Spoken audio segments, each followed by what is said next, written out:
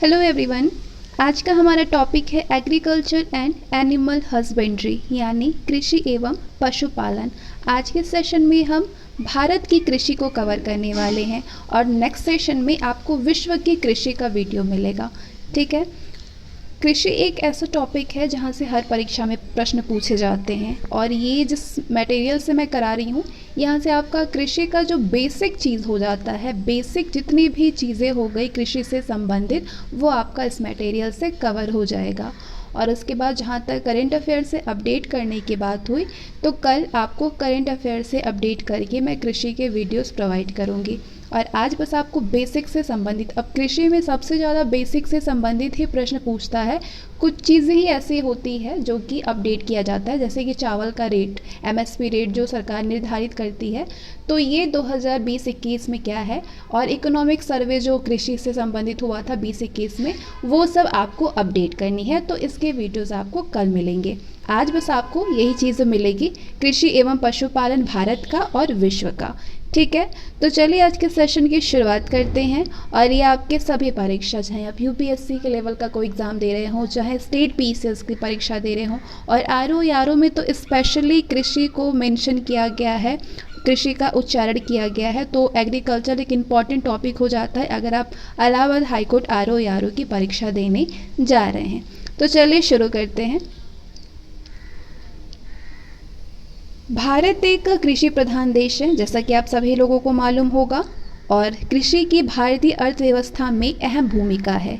वर्ष 2011 की जनगणना के आंकड़ों के अनुसार देश की लगभग 55%, 55% पॉपुलेशन जो है वो कृषि और इससे संबंधित गतिविधियों से जुड़ी हुई है। ये एक प्राथमिक क्रिया है जिसके अंतर्गत खेती, पशुपालन एवं मत्स्य पालन तथा वानिकी आदि को शामिल किया जाता है। भारतीय कृषि की प्रमुख विशेषता ये है कि ये देश की लगभग आधी जनसंख्या का भरण पोषण करती है तथा कृषि आधारित उद्योगों को कच्चा माल उपलब्ध कराती है, जिनका राष्ट्रीय आय में महत्वपूर्ण योगदान होता है। भारतीय कृषि मुख्यतः मानसून पर आधारित होती है। भारतीय कृषि किस पर आधारित होती है? मानसून पर आधारित होती है, इसलिए इसे मानसून का जुआ भी कहते हैं। भारतीय कृषि को मानसून का जुआ भी कहते हैं। देश में मृदा, जलवायु व कृषि पद्धति में अंतर होने के कारण भिन्न भिन्न क्षेत्रों में भिन्न भिन्न खाद्य एवं अखाद्य फसलों का उत्पादन होता है। ऋतुओं के आधार पर भारतीय कृषि को 3 वर्गों में खरीफ, रबी और जायद में बांटा गया है। तो खरीफ, रबी तथा जायद की फसलें के बारे में आप जानकारी प्राप्त करने वाले हैं आगे। सबसे पहले बात करेंगे खरीफ के बारे में। खरीफ के अंतर्गत फसलों को जून से जुलाई तक बोया जाता है। इसके अंतर्गत फसलों को जून से जुलाई तक बोया जाता है और सितंबर से अक्टूबर में इसकी कटाई की जाती है। वो होता है खरीफ फसल। ये वर्षा काल की फसलें होती हैं। खरीफ की फसलों के उत्पादन में दक्षिण पश्चिम मानसून वर्षा लाभ होता है। खरीफ फसलों की, ध्यान दीजिएगा, खरीफ की फसलों के उत्पादन में दक्षिण पश्चिम मानसूनी वर्षा से लाभ होता है। खरीफ की फसलों की बुआई के समय अधिक तापमान और अधिक आर्द्रता की आवश्यकता होती है। ये जो छोटे छोटे पॉइंट्स आप देख रहे हैं ना, ये पॉइंट्स से क्वेश्चन पूछे जाते हैं इसी पॉइंट से, इसलिए मैं 2 बार रिपीट कर रही हूँ। ध्यान से समझिएगा इन सारी चीज़ों को। खरीफ की फसलों की बुआई के समय अधिक तापमान और अधिक आर्द्रता की आवश्यकता होती है। तो खरीफ प्रमुख फसलें हैं ये। धान, जो खरीफ फसलें होती हैं उसके बारे में मैं बता रही हूँ। उसकी प्रमुख फसलें हैं धान, सोयाबीन, अरहर, तिलहन, मूंग, उड़द, लोबिया, ज्वार, रागी, बाजरा, मूंगफली, तंबाकू एसेट्रा। ये सारी प्रमुख फसलें हैं। तो खरीफ के बारे में आप समझ गए होंगे कि कब इसकी बुआई होती है, कब कटाई होती है, किस तापमान की आवश्यकता होती है, कौन कौन सी प्रमुख फसलें हैं। अब आगे बात करते हैं रबी फसल के बारे में। रबी की फसलों को अक्टूबर से नवंबर तक बोया जाता है। अक्टूबर नवंबर में बोया जाता है और अप्रैल मई तक काटा जाता है रबी फसल को। और रबी फसल शीतकाल में फसलें होती हैं। ये जो फसल हैं ये शीतकाल की फसलें होती हैं। रबी की फसलों के उत्पादन में शीतकालीन पश्चिमी विक्षोभ से होने वाली वर्षा सहायक होती है। रबी की फसलों को उगाते समय अपेक्षाकृत कम तापमान तथा पकने के लिए अधिक तापमान एवं दीर्घ प्रकाश काल की आवश्यकता होती है। एक बार मैं फिर से रिपीट कर रही हूँ। रबी की फसलों को उगाते समय अपेक्षाकृत कम तापमान और पकने के लिए अधिक तापमान एवं दीर्घ प्रकाश काल की आवश्यकता होती है। प्रमुख रबी फसलें हैं गेहूं, जौ, मटर, चना, सरसों, आलू, मसूर, अलसी और राई एसेट्रा। ये सारे रबी फसलें हैं। अब बात करेंगे जायद के बारे में। तो जायद की फसलों को सामान्यतः रबी एवं खरीफ के मध्यवर्ती काल में उगाया जाता है। इस तरह जायद फसलों की मार्च में बुआई कर जून तक काट लिया जाता है। जायद फसलों की मार्च में बुआई की जाती है और जून तक काट लिया जाता है। जायद फसल जो है ये मुख्यतः ग्रीष्मकाल की फसलें होती हैं। किस काल की? ग्रीष्मकाल की। जायद की फसलों में कौन कौन से फसल हैं? खीरा है, ककड़ी है, तरबूज, खरबूज, करेला, ये सारे जो है ये जायद फसलें होती हैं। जायद प्रमुख फसलें हैं खीरा, ककड़ी, तरबूज, खरबूजा, करेला एसेट्रा। आगे बात करते हैं कृषि तंत्र के बारे में। कृषि को एक प्रक्रम के रूप में देखा जा सकता है जिसमें मुख्यतः तीन चरण होते हैं। निवेश, प्रक्रिया एवं निर्गत शामिल हैं। प्रथम चरण में निवेश के तौर पर मशीनरी, बीज, उर्वरक, श्रमिक एवं भौतिक निवेश जैसे सौर प्रकाश, वर्षा, तापमान, मृदा, ढाल एसेट्रा इनको शामिल किया जाता है। दूसरा चरण जो होता है प्रक्रिया का, ये प्रक्रिया के रूप में संपन्न किया जाता है जिसमें कि जुताई, बुआई, छिड़काव, सिंचाई, निराई और कटाई आदि आते हैं। तीसरे चरण में निर्गतों के अंतर्गत उपरोक्त जो दोनों आपने प्रक्रम और प्रक्रिया देखा है उन दोनों चरणों से प्राप्त जो उत्पाद होते हैं जिसमें कि फसल, ऊन, डेयरी उत्पाद, कुक्कुट उत्पाद शामिल हैं। तीसरे चरण में निर्गतों के अंतर्गत प्रक्रम और प्रक्रिया दोनों चरणों से प्राप्त उत्पाद जिसमें फसल, ऊन, डेयरी उत्पाद, कुक्कुट उत्पाद शामिल हैं, इनको लिया जाता है। समझ गए होंगे आप सभी। आगे बात करते हैं मेजर फार्मिंग मेथड्स यानी प्रमुख कृषि विधियां। अब आप जानेंगे जो कृषि की जो प्रमुख विधियां हैं उनके बारे में। सबसे पहले बात करते हैं जीविकोपार्जी कृषि। पहली कृषि है जीविकोपार्जी कृषि यानी सब्सिस्टेंस फार्मिंग। इसके अंतर्गत न्यूनतम भूमि से अधिकतम उपज ली जाती है। ये जो कृषि विधि है जीविकोपार्जी कृषि, इसके अंतर्गत न्यूनतम भूमि से अधिकतम उपज ली जाती है। कम से कम भूमि से अधिकतम उपज ली जाती है और उपज का अधिकांश जो भाग होता है वो कृषक अपने परिवार के सदस्यों की उदरपूर्ति के लिए प्रयोग करता है। इस तरह की कृषि प्रायः मानसून, मृदा की प्राकृतिक उर्वरता और फसल उगाने के लिए पर्यावरणीय परिस्थितियों पर निर्भर करती है। इसे गहन कृषि या जीवन निर्वाह कृषि भी कहते हैं। ये जो जीविकोपार्जी कृषि विधि होती है ये गहन कृषि या फिर जीवन निर्वाह कृषि भी इसको कहा जाता है। विश्व की लगभग आधी जनसंख्या इसी कृषि पर निर्भर है, जीविकोपार्जी कृषि पर, सब्सिस्टेंस फार्मिंग पर। दूसरी विधि है शिफ्टिंग कल्टीवेशन यानी स्थानांतरी कृषि। शिफ्टिंग कल्टीवेशन ये कृषि की सबसे प्राचीन विधि है। इसके अंतर्गत किसी विशेष स्थल की वनस्पति को काटकर या फिर जलाकर के साफ कर दिया जाता है और फिर उस पर कृषि की जाती है। इसे कर्तन एवं दहन प्रणाली या पैड़ा पद्धति भी कहते हैं। स्थानांतरित कृषि को कर्तन एवं दहन प्रणाली या पैड़ा पद्धति भी कहते हैं। कुछ वर्षों तक उस भूमि पर कृषि करने के बाद, ये जो विधि है इसके बारे में बात हो रही है स्थानांतरित कृषि के बारे में, कि कुछ वर्षों तक उस भूमि पर कृषि करने के बाद भूमि का जो उपजाऊ शक्ति होती है वो कम हो जाती है और इसके परिणाम स्वरूप कृषक उस भूभाग को छोड़ करके दूसरे भूभाग पर फिर से इसी प्रक्रिया को दोहराता है। इस तरह की कृषक समय समय पर कृषि करने के स्थान में परिवर्तन करता रहता है। कृषि की ये जो विधि है इससे पर्यावरण को नुकसान पहुंचता है। भारत के उत्तर पूर्वीय प्रदेशों में मुख्यतः असम, मणिपुर, मेघालय, नागालैंड, त्रिपुरा, अरुणाचल प्रदेश, वहाँ पे ये कृषि की जाती है, यही वाली कृषि की जाती है, यानी स्थानांतरित कृषि विधि का प्रयोग किया जाता है। और मध्य प्रदेश, छत्तीसगढ़ एवं राजस्थान के कुछ भागों में भी स्थानांतरित कृषि विधि को अपनाया जाता है। तो अलग अलग राज्यों में इसे भिन्न भिन्न नामों से भी जाना जाता है। तो अब आप जानेंगे इस बॉक्स के जरिए कि किस राज्य अथवा क्षेत्र में स्थानांतरित कृषि को किस किस नाम से जाना जाता है, वहाँ का स्थानीय नाम क्या क्या है। जहाँ से क्वेश्चन पूछे जाते हैं ये बॉक्स इंपॉर्टेंट हो जाता है। ठीक है, उत्तर पूर्वीय राज्य में स्थानांतरित कृषि का स्थानीय नाम है, वहाँ पे इस विधि को झूम खेती या झूमिंग कृषि कहा जाता है। ठीक है, मध्य प्रदेश व छत्तीसगढ़ में देम्पा, डाहिया या बेबर नाम है, स्थानीय नाम है स्थानांतरित कृषि का। ओडिशा में इसका स्थानीय नाम है पामाडाबी या कुमान या ब्रिंगा। राजस्थान में वात्रा अथवा वालरे या वालतरे। आंध्र प्रदेश में पोडू या पेड़ा नाम है।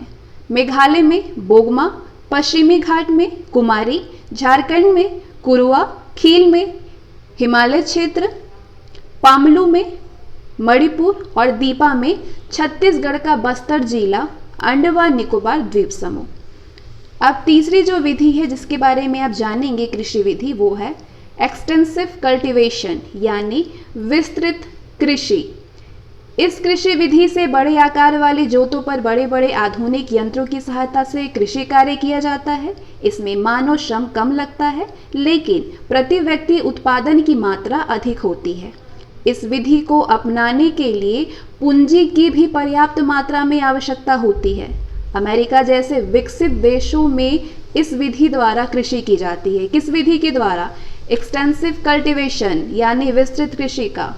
भारत में हरित क्रांति के पश्चात पंजाब व हरियाणा में विस्तृत कृषि पर बल दिया जा रहा है। अब अगली विधि है कमर्शियल फार्मिंग यानी वाणिज्यिक कृषि। इसमें कृषि निवेश लाभ को ध्यान में रख करके किया जाता है। इसके अंतर्गत पैदावार देने वाले बीजों, रासायनिक उर्वरकों व कीटनाशकों का प्रयोग कर अत्यधिक उत्पादन पर बल दिया जाता है। उत्पादित फसलों को तथा पशुओं से प्राप्त उत्पाद जैसे मांस, दूध आदि को बाजार में बेचा जाता है अथवा समस्त उपज का जीवन निर्वाह के लिए उपभोग नहीं किया जाता। ये जो विधि है कृषि की, ये बाजार की मांग पर आधारित होती है। ये विधि कृषि बाजार की मांग पर आधारित होती है। इस कृषि के वाणिज्यिकरण का स्तर विभिन्न प्रदेशों में भिन्न भिन्न है। जैसे उदाहरण स्वरूप हरियाणा और पंजाब में चावल जो है ये वाणिज्यिक फसल है, जबकि ओडिशा में ये जीविका फसल है। आगे बात करते हैं प्लांटेशन एग्रीकल्चर के बारे में, यानी बागानी, बागापत्ती अथवा रोपड़ कृषि के बारे में। इस प्रकार की खेती बागानों तथा कृषि फार्मों पर की जाती है, जिसमें विशिष्ट प्रकार की फसलों या एकल फसलों जैसे रबर, नारियल, काजू, चाय, कॉफी, केला आदि का उत्पादन किया जाता है। इस विधि में उन्नत बीजों एवं आधुनिक कृषि यंत्रों का प्रयोग किया जाता है। ये भी एक प्रकार की वाणिज्यिक कृषि का ही रूप होता है। रोपड़ कृषि अधिक पूंजी और श्रमिकों की सहायता से व्यापक क्षेत्र में की जाती है। इससे प्राप्त सारा उत्पाद उद्योगों में कच्चे माल के रूप में प्रयोग होता है। भारत में उपयोगी औषधियों और सुसंगित पौधों की भरमार है, जिसके कारण बड़ी संख्या में इसके रोपण पर ध्यान दिया जा रहा है। भारत सरकार ने इसकी महत्ता को देखते हुए 9000 से अधिक पादप प्रजातियों की पहचान और दस्तावेजीकरण किया है, जिसमें से लगभग 65 प्रजातियों की विश्व बाजार में जोरदार मांग है। अब इस बॉक्स में एक नोट है, अगर नोट है बॉक्स में है तो इम्पोर्टेंट होगा, समझिए क्या दिया है। बोटैनिकल सर्वे ऑफ इंडिया के वैज्ञानिकों ने अंडमान द्वीप पर उष्णकटिबंधीय वर्षा वन में केले की नई प्रजाति की खोज की है। इस केले की प्रजाति का विशेष प्रकार का हरे रंग का पुष्प तथा फल का गुच्छा सामान्य केले की प्रजाति से 3 गुना बड़ा है। इस नई प्रजाति के केले का पौधा लगभग 11 मीटर ऊंचा है, जबकि सामान्य केले का जो पौधा होता है ये 3 से 4 मीटर ऊंचा होता है। इसके फल के अंदर का गुद्दा जो है वो नारंगी रंग का होता है, जो खाने में स्वादिष्ट और मीठा होता है। जैविक कृषि खेती करने की ऐसी पद्धति होती है जिसमें कृषक रासायनिक उर्वरकों के स्थान पर माइक्रोबियल पोषक दाता जैसे शैवाल, फंगस, बैक्टीरिया, माइकोराइजा इनका उपयोग करता है। कीटनाशकों और खरपतवार नाशकों के स्थान पर जैव कीटनाशकों यानी बायोपेस्टिसाइड जैसे क्राइसोपा का उपयोग किया जाता है। गोबर खाद, कंपोस्ट, वर्मी कंपोस्ट, हरी खाद, मिश्रित फसल, अन्य पशु अपशिष्ट, फसलों एवं सब्जियों के अपशिष्ट आदि जैविक कृषि के अन्य तत्व हैं। हरित क्रांति के बाद रासायनिक उर्वरकों व कीटनाशकों के अंधाधुंध व असंतुलित प्रयोग से मनुष्य एवं पशुओं के स्वास्थ्य के साथ ही पर्यावरण पर भी नकारात्मक प्रभाव पड़ा है। जैविक कृषि पर्यावरण संतुलन को पुनः स्थापित करके उसका संरक्षण और संवर्धन करती है। ध्यातव्य है कि भारत में जैविक कृषि को बढ़ावा देने के लिए 10वीं पंचवर्षीय योजना के तहत राष्ट्रीय जैविक खेती परियोजना शुरू की गई। ये अक्टूबर 2004 में शुरू की गई। भारतीय कृषि अनुसंधान परिषद और कृषि एवं सहकारिता विभाग जैविक कृषि का संवर्धन कर रहे हैं। विश्व स्तर पर अल्बर्ट हार्वर्ड को आधुनिक जैविक कृषि का जनक माना जाता है तथा वृहद स्तर पर जैविक कृषि अपनाने वाला विश्व में प्रथम देश क्यूबा है। तो ये हैं जैविक कृषि के अवयव। जैविक कृषि फसल का चक्रीकरण होता है, जैविक प्रबंधन, पशुपालन, जैविक खाद, जैव उर्वरक, वर्मी कंपोस्ट और हरे पत्तों की खाद, ये है जैविक कृषि के अवयव। बढ़ते हैं आगे। जैविक कृषि के क्या क्या लाभ हैं? जैविक कृषि से उत्पादित खाद्य पदार्थों में पोषक तत्व अधिक होते हैं, अतः ये अधिक स्वास्थ्यकर भोजन उपलब्ध कराती है। स्थानीय पदार्थों एवं तत्वों पर निर्भर होने के कारण ये एक सस्ती कृषि पद्धति है और इसमें कम निवेश पर अधिक लाभ मिलता है। जैविक कृषि पर्यावरण अनुकूल पद्धति है जिसमें मृदा की उर्वरा शक्ति के साथ साथ पर्यावरण का भी संरक्षण होता है। जैविक कृषि उत्पादों की बढ़ती हुई मांग के कारण इनके निर्यात को बढ़ावा मिलने से आय का सृजन होता है। और क्या लाभ है जैविक कृषि के? जैविक कृषि उत्पादों की बढ़ती हुई मांग के कारण इनके निर्यात को बढ़ावा मिलने से आय का सृजन होता है। जैव उर्वरकों के उपयोग से भूमि की जल धारण क्षमता बढ़ती है। जैविक उर्वरकों के उपयोग से भूमि की जो जल धारण की क्षमता है वो बढ़ती है।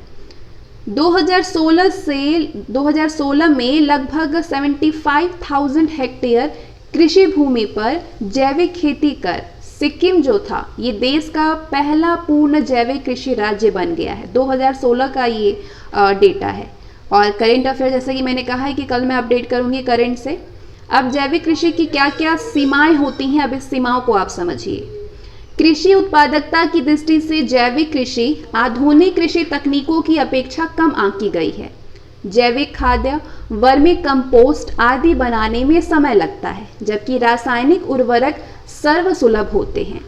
जैविक कृषि प्रणाली को लेकर के कृषकों में जागरूकता का अभाव और बेमौसम में सीमित वैकल्पिक उत्पादन चयन के कारण सीमांत तथा छोटे किसान इसे अपनाने से बचते हैं। एक्वाकल्चर यानी जल कृषि, जलीय जीवों के पालन, संवर्धन तथा उपभोग को जल कृषि कहते हैं।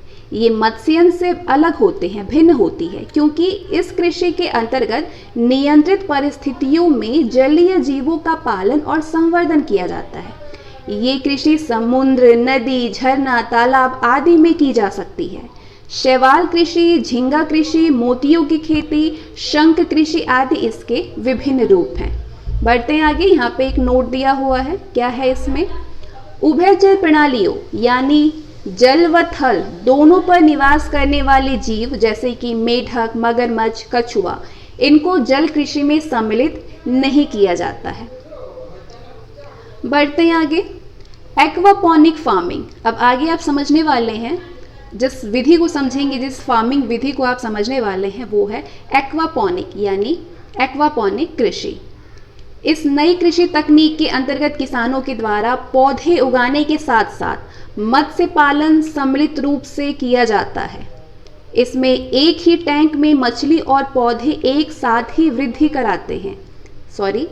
करते हैं। इसमें ये जो फार्मिंग है एक्वापॉनिक, इसमें एक ही टैंक में मछली और पौधे एक साथ ही वृद्धि करते हैं। मछलियों के अपशिष्ट के कारण टैंक का पानी पोषक तत्वों से समृद्ध होता है, जिससे पौधों को पोषण मिलता है। पौधों को सहायता देने के लिए टैंकों के किनारे थर्मोकोल शीट जैसी सामग्री का उपयोग कर क्यारियां बनाई जाती हैं। इस तकनीक की पहल गुरुग्राम में किचन गार्डनिंग की अवधारणा के तहत की गई। हालांकि इस विधि में भूमि के अंदर उगने वाली फल और सब्जियां नहीं उगाई जा सकती हैं। जो ये तकनीक है ये गुरुग्राम में किचन गार्डनिंग की अवधारणा के तहत की गई। इस विधि में उर्वरकों की कोई भी आवश्यकता नहीं होती है और पानी भी पारंपरिक कृषि की तुलना में कम उपयोग होता है। तो ये आप डायग्राम देख रहे हैं, ये है एक्वापॉनिक कृषि। ये प्रोसेस होता है एक्वापॉनिक कृषि का। ये पंप है, ये ट्यूबिंग है, ये थर्मोकपलिंग है और यहाँ पे आप देख रहे हैं ये पोरस मीडिया बेड और फिल्टर होता है। ठीक है, ये नेटेड पॉट है, नेटेड पॉट। ठीक है, यहाँ पे एरिएशन है, लार्ज रिवर बेड स्टोन्स है, यहाँ पे फिश टैंक है, जो आपने ऊपर पढ़ा फिश टैंक के बारे में। बढ़ते हैं आगे। सीवीड फार्मिंग यानी समुद्री शैवाल कृषि। अब ये कौन सी कृषि की विधि है? शैवाल एक समुद्री वनस्पति है जिसका उपयोग औषधि, व्यवसाय और भोजन के रूप में किया जाता है। भोजन में उपयोग किए जाने वाले समुद्री शैवाल विटामिन और खनिजों से समृद्ध होते हैं। भोजन में उपयोग किए जाने वाले जो समुद्री शैवाल होते हैं ये विटामिन और खनिजों से समृद्ध होते हैं।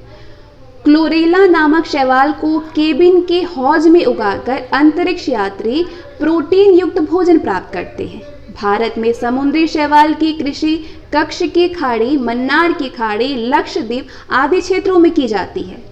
हाल ही में केंद्रीय समुद्री मत्स्यिकी अनुसंधान संस्थान द्वारा अंडमान निकोबार प्रशासन को समुद्री शैवाल कृषि तकनीक का हस्तांतरण किया गया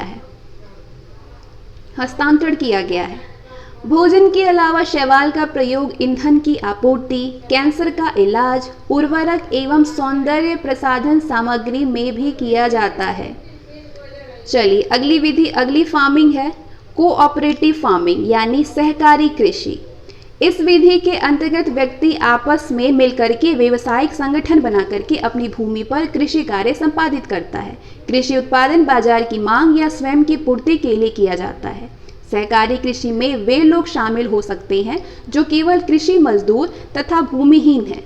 सहकारी कृषि से निर्यात को बढ़ावा मिलता है। भारत में आर्थिक कार्यक्रम समिति 1947 की अनुशंसा पर सहकारी कृषि को एक पायलट प्रोजेक्ट के रूप में चलाया गया था। अगला फार्मिंग है कॉन्ट्रैक्ट फार्मिंग यानी संविदा कृषि। संविदा कृषि के अंतर्गत कृषक एक समझौते के तहत कृषक जो है संविदा कृषि के अंतर्गत एक समझौते के तहत किसी कंपनी के लिए उत्पादन कार्य करता है और पूर्व निर्धारित गुणवत्ता वाले उत्पादों को संबंधित कंपनी को एक निश्चित समयावधि में उपलब्ध करवाता है। इस विधि में कृषक को कंपनी के द्वारा नई तकनीक एवं उन्नत किस्म के बीज व उर्वरक एवं परिवहन की सुविधा मुहैया करवाई जाती है। जैसे मैकडोनाल्ड कंपनी भारत के कई राज्यों, हिमाचल प्रदेश से आलू की, छत्तीसगढ़ से पत्ता गोभी की आपूर्ति संविदा कृषि पद्धति के माध्यम से करता है। अगला फार्मिंग है ड्राई लैंड फार्मिंग यानी शुष्क भूमि कृषि। शुष्क क्षेत्रीय अथवा भूमि कृषि सिंचाई किए बिना ही कृषि करने की तकनीक है। ये उन क्षेत्रों के लिए उपयोगी होता है जहाँ पे वार्षिक वर्षा 75 सेंटीमीटर से भी कम होती है। इस तकनीक के अंतर्गत गहरी जुताई एवं वाष्पीकरण को कम करने के प्रयत्नों के साथ मिट्टी की नमी को बनाए रखने का प्रयास किया जाता है। शुष्क क्षेत्र के अंतर्गत भारत के लगभग 22% भाग समाहित है, जिसमें राजस्थान, गुजरात, पंजाब, हरियाणा, विदर्भ यानी महाराष्ट्र, आंध्र प्रदेश, तेलंगाना और कर्नाटक आदि राज्यों के क्षेत्र शामिल हैं। इसके अंतर्गत वर्षा जल संग्रहण के वैज्ञानिक प्रबंधन से लेकर भूमि विकास, वृक्षारोपण, पशुधन विकास कार्यक्रम शामिल हैं। बिरसा कृषि विश्वविद्यालय स्थित अखिल भारतीय सूखा खेती अनुसंधान परियोजना के अंतर्गत ऐसी तकनीक का विकास किया गया है, जिसके अनुसार मिट्टी, जल एवं फसलों का उचित प्रबंधन कर असिंचित अवस्था में भी ऊंची जमीन में अच्छी उपज प्राप्त की जा सकती है। असिंचित अवस्था में भी, आप समझ सकते हैं इसको। बढ़ते आगे। सेरीकल्चर में रेशम कीट पालन का अध्ययन किया जाता है। एपीकल्चर में मधुमक्खी पालन का अध्ययन होता है। विटीकल्चर में अंगूर उत्पादन का, फ्लोरिकल्चर में फूलों का उत्पादन, वर्मीकल्चर में केचुआ पालन का अध्ययन होता है। पोमीकल्चर में फलों का उत्पादन, ओलरीकल्चर में सब्जियों का उत्पादन, पीसीकल्चर में मछली पालन, हॉर्टिकल्चर में बागवानी से संबंधित अध्ययन होता है। क्या बोलते हैं? हॉर्टिकल्चर।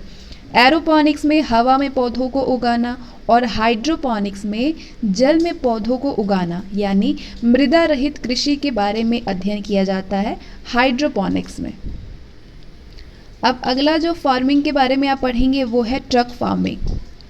ट्रक फार्मिंग सब्जियों, फलों व फूलों की खेती करने की नवीन विधि है, जिसमें कि विशेष प्रकार के ट्रकों का प्रयोग किया जाता है। इसलिए इस विधि को ट्रक फार्मिंग कहा जाता है। इस शब्द का प्रयोग अधिकांशतः संयुक्त राज्य अमेरिका में किया जाता है।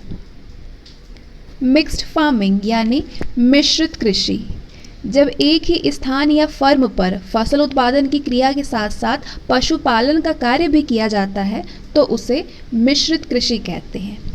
अब बढ़ते हैं आगे। भारत की प्रमुख फसलें कौन कौन सी हैं और इन फसलों के बारे में जो आप पढ़ेंगे उसमें आप ये जानेंगे कि इस फसल के लिए किस मिट्टी की आवश्यकता होती है, कितने सेंटीमीटर वर्षा की आवश्यकता होती है, औसत तापमान कितना डिग्री सेल्सियस होना चाहिए, ये सारी चीज़ों के बारे में आप जानेंगे। Major crops of India. चावल। चावल प्रमुखतः खरीफ या उष्णकटिबंधीय फसल के अंतर्गत आती है। भारत की जो प्रमुख फसल है चावल, ये खरीफ या उष्णकटिबंधीय फसल के अंतर्गत आती है। हालांकि तमिलनाडु और पश्चिम बंगाल में ये जलवायु अनुकूलता के कारण तीनों फसल ऋतुओं यानी खरीफ, रबी और जायद में उगाई जाती है, तीनों ही फसल ऋतुओं में। ओस यानी शरतकालीन, अमन यानी शीतकालीन व बोरो यानी ग्रीष्मकालीन पश्चिम बंगाल में उत्पादित चावल की 3 फसलें हैं। चावल की खेती के लिए चिकनी उपजाऊ मिट्टी चावल की खेती के लिए औसत तापमान लगभग 25 डिग्री सेल्सियस होना चाहिए और वार्षिक वर्षा 10 सेंटीमीटर से अधिक की आवश्यकता होती है चावल की खेती के लिए। तो चावल का एक प्रकार होता है गोल्डन राइस। अब इसके बारे में आप जानने वाले हैं। गोल्डन राइस, चावल में विटामिन ए की कमी को दूर करने के लिए वैज्ञानिकों ने आनुवंशिक विज्ञान की सहायता से बीटा कैरोटीन युक्त पीले रंग के चावल का निर्माण किया। इससे गोल्डन राइस का नाम दिया गया है। इसमें बीटा कैरोटीन की अधिकता पाई जाती है जो कि मानव शरीर के अंदर विटामिन ए में परिवर्तित हो जाती है। तो चावल से संबंधित कुछ महत्वपूर्ण ये तथ्य हैं।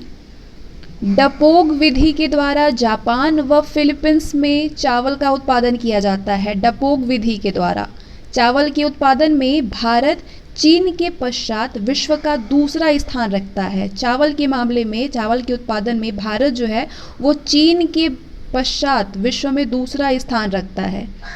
धान के फसलों उत्पादन में नाइट्रोजन की आपूर्ति हेतु जैव उर्वरक के रूप में अजोला व नील हरित शैवाल का उपयोग किया जाता है। धान के फसलों उत्पादन में नाइट्रोजन की आपूर्ति के लिए जैव उर्वरक के रूप में अजोला व नील हरित शैवाल का उपयोग किया जाता है।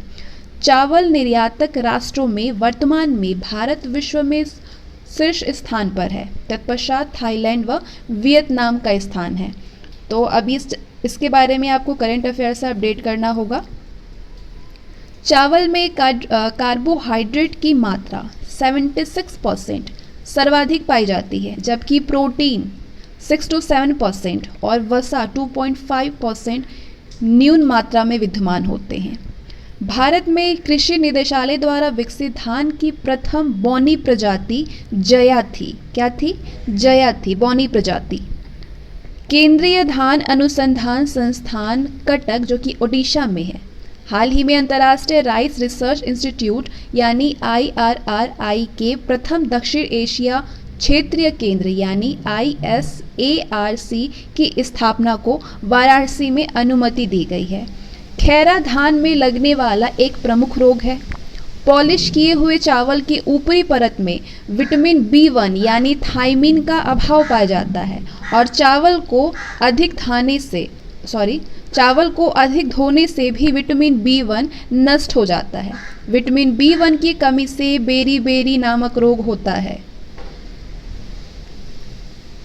बढ़ते हैं आगे।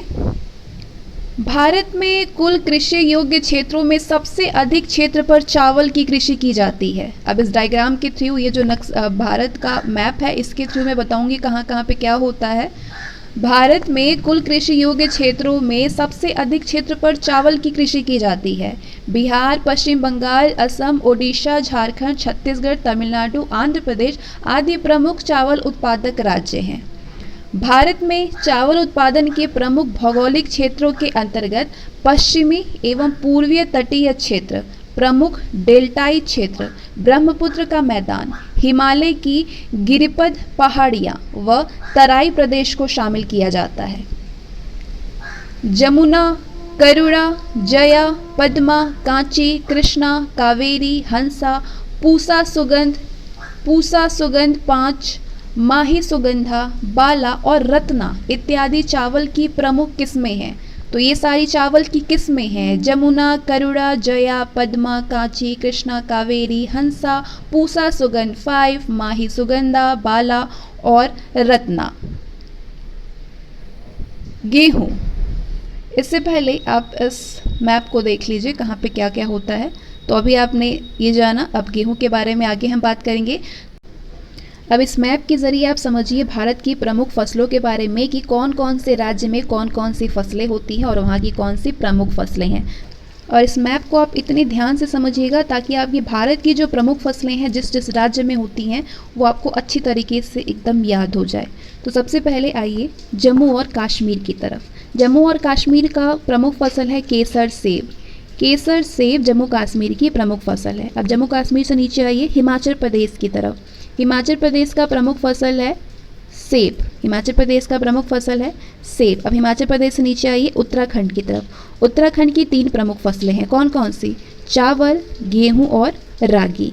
चावल, गेहूं और रागी उत्तराखंड की 3 प्रमुख फसलें हैं। अब इधर आइए पंजाब की तरफ। पंजाब की भी 3 प्रमुख फसल है। कौन कौन सी? गेहूं, जौ और कपास। गेहूं, जौ और कपास पंजाब की 3 प्रमुख फसलें हैं। और इधर आइए अब पंजाब से नीचे हरियाणा की तरफ। तो हरियाणा का प्रमुख फसल है गेहूं। हरियाणा का प्रमुख फसल है गेहूं। अब हरियाणा से नीचे आइए राजस्थान की तरफ। राजस्थान की भी 3 प्रमुख फसलें हैं। कौन कौन सी? तिलहन, बाजरा और जौ। तिलहन, बाजरा और जौ राजस्थान की 3 प्रमुख फसलें हैं और जौ हरियाणा का भी हिस्सा है। अब राजस्थान से नीचे आइए गुजरात की तरफ। गुजरात की 2 प्रमुख फसल है कपास और तिलहन। कपास और तिलहन गुजरात की 2 प्रमुख फसलें हैं। अब इधर आइए उत्तर प्रदेश की तरफ। उत्तर प्रदेश की 4 प्रमुख फसलें हैं। कौन कौन सी? जौ, गेहूं, गन्ना और आलू। जौ, गेहूं, गन्ना और आलू उत्तर प्रदेश की 4 प्रमुख फसलें हैं। अब इधर आइए बिहार साइड में। बिहार की 2 प्रमुख फसलें हैं चावल और जूट। चावल और जूट बिहार की 2 प्रमुख फसलें हैं। अब इधर आइए झारखंड की तरफ। झारखंड का प्रमुख फसल है चावल। चावल का उत्पादन झारखंड का प्रमुख फसल है। और चावल जो है झारखंड का भी प्रमुख फसल है, पश्चिम बंगाल का भी है, ओडिशा का भी है और छत्तीसगढ़ का भी है। ये आप देख सकते हैं। छत्तीसगढ़, झारखंड, ओडिशा और पश्चिम बंगाल का प्रमुख फसल है चावल। और पश्चिम बंगाल का प्रमुख फसल है जूट भी। जूट, चाय और सब्जी और इसके साथ ही चावल भी होता है, ठीक है। और छत्तीसगढ़ में आप देख सकते हैं ये चावल, और उड़ीसा में भी चावल प्रमुख फसल है। अब इधर आइए आप सिक्किम की तरफ, नॉर्थ ईस्ट में आइए सिक्किम की तरफ। सिक्किम में जैविक कृषि होती है। सिक्किम में क्या होता है? जैविक कृषि होती है। अब इधर आइए असम साइड में। असम का प्रमुख फसल है चाय और जूट। चाय और जूट असम का प्रमुख फसल है। और इधर अरुणाचल प्रदेश है। और अगर आप इधर आते हैं नागालैंड में, तो नागालैंड का प्रमुख फसल है चावल और बाजरा, कॉफ़ी, चाय। चावल, बाजरा, कॉफ़ी और चाय नागालैंड की प्रमुख फसलें हैं। इधर मणिपुर के साइड आते हैं आप, तो मणिपुर का प्रमुख फसल है रबर, चाय और इलायची। मणिपुर में अधिकतर क्या फसल है? रबर, चाय और इलायची का। इधर मेघालय आप आते हैं, तो मेघालय का प्रमुख फसल है बाजरा। मेघालय का प्रमुख फसल है बाजरा। मिज़ोरम की तरफ आइए। मिज़ोरम का प्रमुख फसल है कपास, गन्ना और चावल। कपास, गन्ना और चावल ये प्रमुख फसल है मिज़ोरम का। और इधर आप आते हैं तो इधर त्रिपुरा है, ठीक है। त्रिपुरा का प्रमुख फसल है जूट। जूट और आलू। जूट और आलू त्रिपुरा की प्रमुख फसलें हैं। पश्चिम बंगाल में तो आप समझ ही गए कि जूट, चाय और सब्जी यहाँ की प्रमुख फसलें हैं पश्चिम बंगाल की, और चावल भी है। अब इधर आइए आप मध्य प्रदेश साइड में। इधर नॉर्थ ईस्ट क्लियर हो गया। मध्य प्रदेश साइड में आइए। मध्य प्रदेश की 3 प्रमुख फसलें हैं। मध्य प्रदेश की जो फसलें हैं यहाँ पे सोयाबीन भी है, कुल दालें भी हैं और कुल तिलहन। मध्य प्रदेश की प्रमुख फसलें हैं सोयाबीन, कुल दालें और कुल तिलहन। अब इधर आइए महाराष्ट्र की तरफ। महाराष्ट्र की प्रमुख फसलें हैं कपास, अरहर, गन्ना, ज्वार और सोयाबीन। और इधर दमन एवं दीव, दादरा एवं नागर हवेली भी है, ठीक है। यहाँ की प्रमुख फसलें क्या है महाराष्ट्र की? कपास, अरहर, गन्ना, ज्वार और सोयाबीन। अब इधर आइए आप तेलंगाना की तरफ। तेलंगाना का प्रमुख फसल है चावल, कपास और मक्का। चावल, कपास और मक्का तेलंगाना की 3 प्रमुख फसलें हैं। अब नीचे आइए साउथ में आप। कर्नाटक में, कर्नाटक की 3 फसलें हैं प्रमुख, कॉफ़ी, मक्का और नारियल। कॉफ़ी, मक्का और नारियल कर्नाटक की 3 प्रमुख फसलें हैं। और इधर आइए अब आंध्र प्रदेश साइड में। आंध्र प्रदेश की 3 प्रमुख फसलें हैं कौन कौन सी? तंबाकू, फल और मक्का। तंबाकू, फल और मक्का। तमिलनाडु की 4 प्रमुख फसलें हैं, 3 प्रमुख फसलें हैं। नारियल है, रबड़ है और कॉफ़ी है। तमिलनाडु की 3 फसल हैं प्रमुख, नारियल, रबड़ और कॉफ़ी। और इधर आप देख सकते हैं पुदुचेरी भी इधर ही पड़ती है। केरल में, केरल का प्रमुख फसल है रबड़ और मसाला, काली मिर्च, ठीक है। केरल का प्रमुख फसल है रबड़, मसाला, मसाला में काली मिर्च। और इधर लक्षद्वीप है, इधर आप देख सकते हैं अंडमान और निकोबार द्वीप समूह है। और इसके साथ ही मैप आपका पूरी तरीके से क्लियर हो गया होगा। अच्छी तरीके से आप समझ गए होंगे भारत की प्रमुख फसलें के बारे में, किस किस राज्य में कौन कौन सी प्रमुख फसलें हैं। अब आइए इधर आप गेहूं के बारे में बात करते हैं, यानी वीट। ये रबी की फसल है। गेहूं की कृषि के लिए उपजाऊ दोमट मिट्टी, ठंडी जलवायु व वार्षिक वर्षा लगभग 50 से 75 सेंटीमीटर की आवश्यकता होती है। इसके लिए सामान्यतः 10 डिग्री सेल्सियस से 15 डिग्री सेल्सियस तापमान, बीते समय 10 डिग्री सेल्सियस, वृद्धि के समय 15 डिग्री सेल्सियस और पकते समय 20 degree Celsius to 25 degree Celsius की आवश्यकता होती है। ये भारत के कुल कृषि योग्य भूमि के धान के बाद दूसरी प्रमुख फसल है।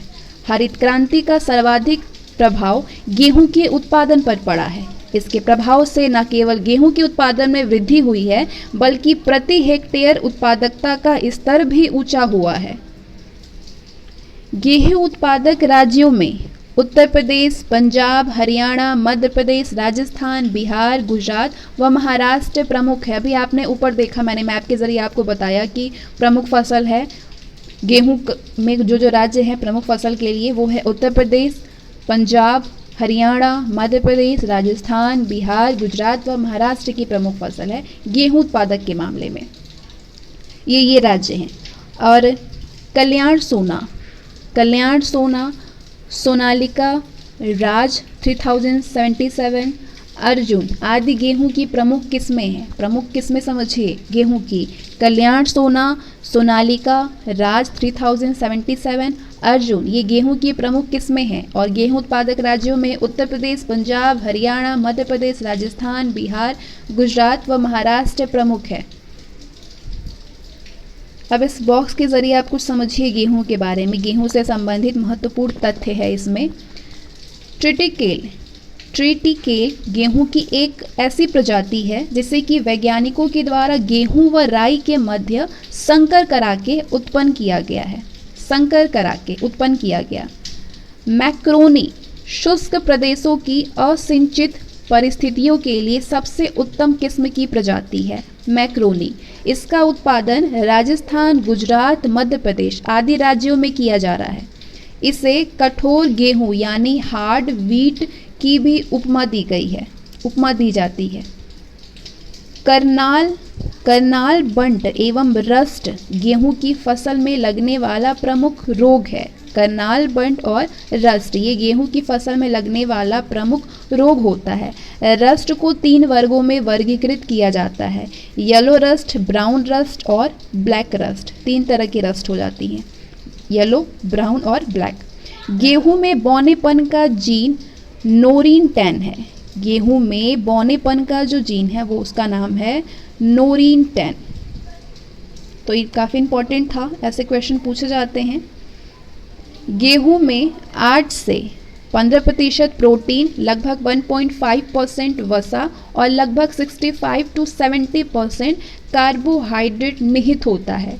गेहूं में ग्लूटेन नामक प्रोटीन पाया जाता है। गेहूं में ग्लूटेन नामक प्रोटीन पाया जाता है।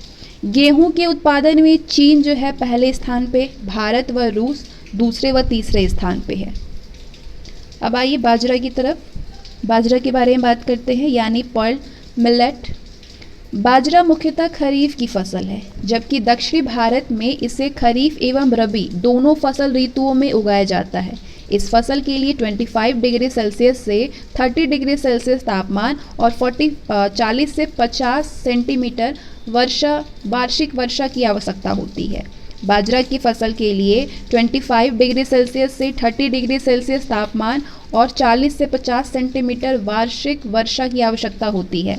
इस फसल के लिए हल्की, बलुई, छिछली, काली व लाल मिट्टी अधिक उपयोगी होती है। महाराष्ट्र, गुजरात, हरियाणा, राजस्थान और उत्तर प्रदेश बाजरा के प्रमुख उत्पादक राज्य हैं।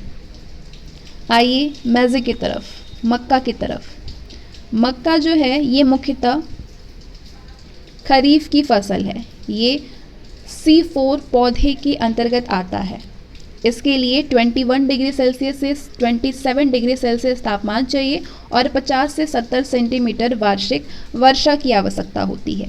ये खरीफ, रबी और जायद तीनों फसल ऋतुओं में उगाया जाता है मक्का को। मक्का अमेरिकी मूल का पौधा है। भारत में इसे पुर्तगालियों के द्वारा लाया गया था। भारत में आंध्र प्रदेश, अरुणाचल प्रदेश, असम, बिहार और छत्तीसगढ़ मक्का उत्पादन के प्रमुख राज्य हैं। इसके अतिरिक्त गुजरात, हरियाणा, पश्चिम बंगाल इत्यादि राज्यों में भी इसे उगाया जाता है।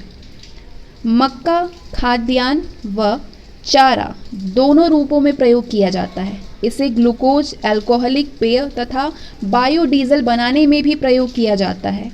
गंगा 5 ये किस्म है मक्का की, ध्यान से समझिए, इसको याद कर लीजिए। गंगा 5, डेक्कन 101 एवं गंगा 11 आदि मक्का की आनुवंशिक परिवर्तित उच्च किस्में हैं। जौ यानी बार्ले।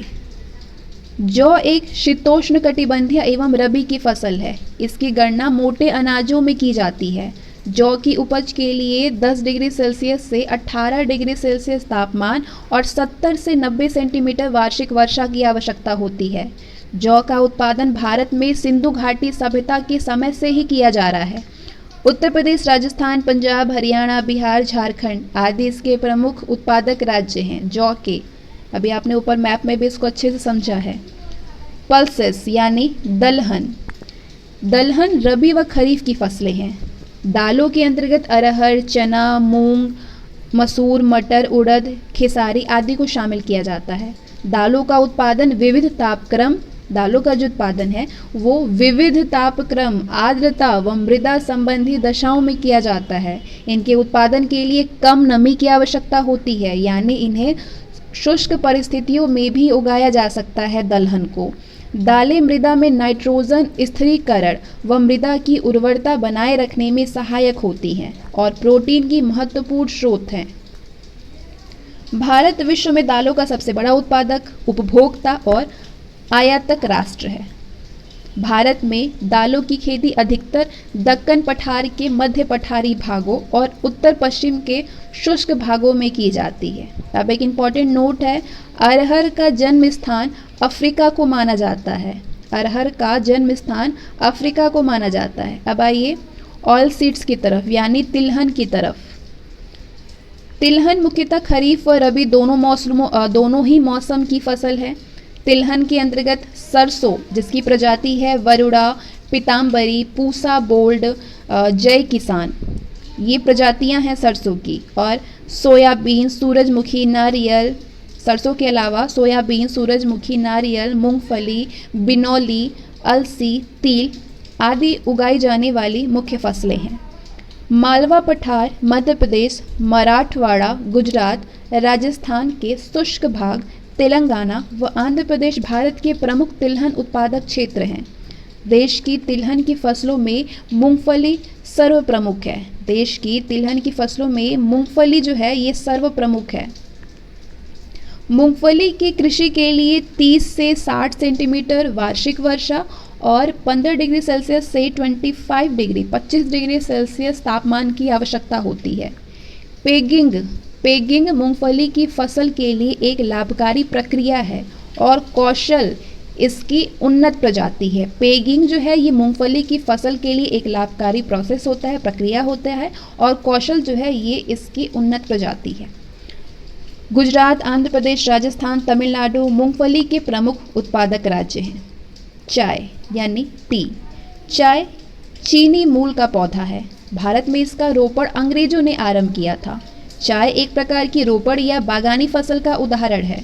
इसका उत्पादन उष्ण एवं उपोष्णकटिबंधीय जलवायु, ह्यूमस युक्त लैटराइट, ध्यान दीजिए, ह्यूमस युक्त लैटराइट मिट्टी, सुगम जल निकासी व ढलवा क्षेत्रों या पहाड़ों की ढालों पर किया जाता है।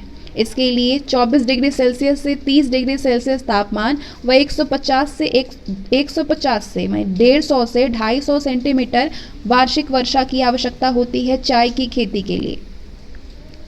चाय की मुख्यतः दो किस्में भारत में उगाई जाती है। दो ही किस्में भारत में उपजाई जाती है चाय की। पहला बोहिया या चीनी और दूसरा असामिका या असमी। दो किस्में हैं जो चाय की, मुख्यतः ये दो किस्में हैं जो कि भारत में उपजाई जाती है, बोहिया या चीनी और असामिका या असमी। चाय के मुख्य उत्पादक क्षेत्रों में असम, पश्चिम बंगाल, तमिलनाडु व नीलगिरी की पहाड़ी व केरल प्रमुख है। चाय एक श्रम आधारित फसल है, अतः इसके लिए सस्ता व कुशल श्रम एक अनिवार्य आवश्यकता है। अब एक नोट है इम्पोर्टेंट, भारतीय चाय बोर्ड कोलकाता में स्थित है। भारतीय चाय बोर्ड कहाँ पे है? कोलकाता में है। अब आइए कॉटन के बारे में जानते हैं। कपास। भारत के उत्तर पश्चिमी और पश्चिमी क्षेत्र कपास के प्रमुख उत्पादक क्षेत्र हैं, जिसके अंतर्गत प्रमुख रूप से गुजरात, महाराष्ट्र, तेलंगाना, आंध्र प्रदेश, हरियाणा, कर्नाटक व मध्य प्रदेश में इसकी कृषि की जाती है। कपास भारत का देशज पौधा है। ऋग्वेद में भी इसका उल्लेख मिलता है। भारत विश्व का ऐसा पहला देश है जहाँ पे कपास संकर किस्म विकसित की गई है। भारत जो है विश्व का एक ऐसा पहला देश है जहाँ पे कपास जो है ये संकर किस्म विकसित की गई है कपास की। काली मिट्टी कपास के उत्पादन के लिए उपयुक्त है। कपास के रेशे बीज से प्राप्त होते हैं।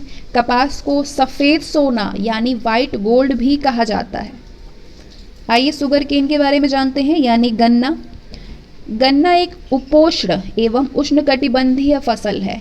गन्ने के उत्पादन के लिए 21 डिग्री सेल्सियस से 27 डिग्री सेल्सियस तापमान और 75 टू 150 सेंटीमीटर वार्षिक वर्षा की आवश्यकता होती है गन्ना की खेती के लिए। गन्ना एक नगदी फसल है। इसके लिए दोमट व काली मिट्टी उपयोगी है। ये सर्वाधिक सिंचित फसल है। इसमें श्रमिकों व उर्वरकों की अधिक आवश्यकता पड़ती है। भारत में गन्ना उत्पादक राज्यों में उत्तर प्रदेश, महाराष्ट्र, कर्नाटक, तमिलनाडु, आंध्र प्रदेश, बिहार, गुजरात, पंजाब, हरियाणा आदि प्रमुख है। ये एक प्रकार की भार हरासी फसल है, अतः शर्करा का क्षय कम से कम हो, इसलिए गन्ना मिलों की स्थापना उत्पादक क्षेत्रों के समीप की जाती है। गन्ना मिलों की स्थापना उत्पादक क्षेत्रों के समीप की जाती है क्योंकि शर्करा का क्षय कम से कम हो।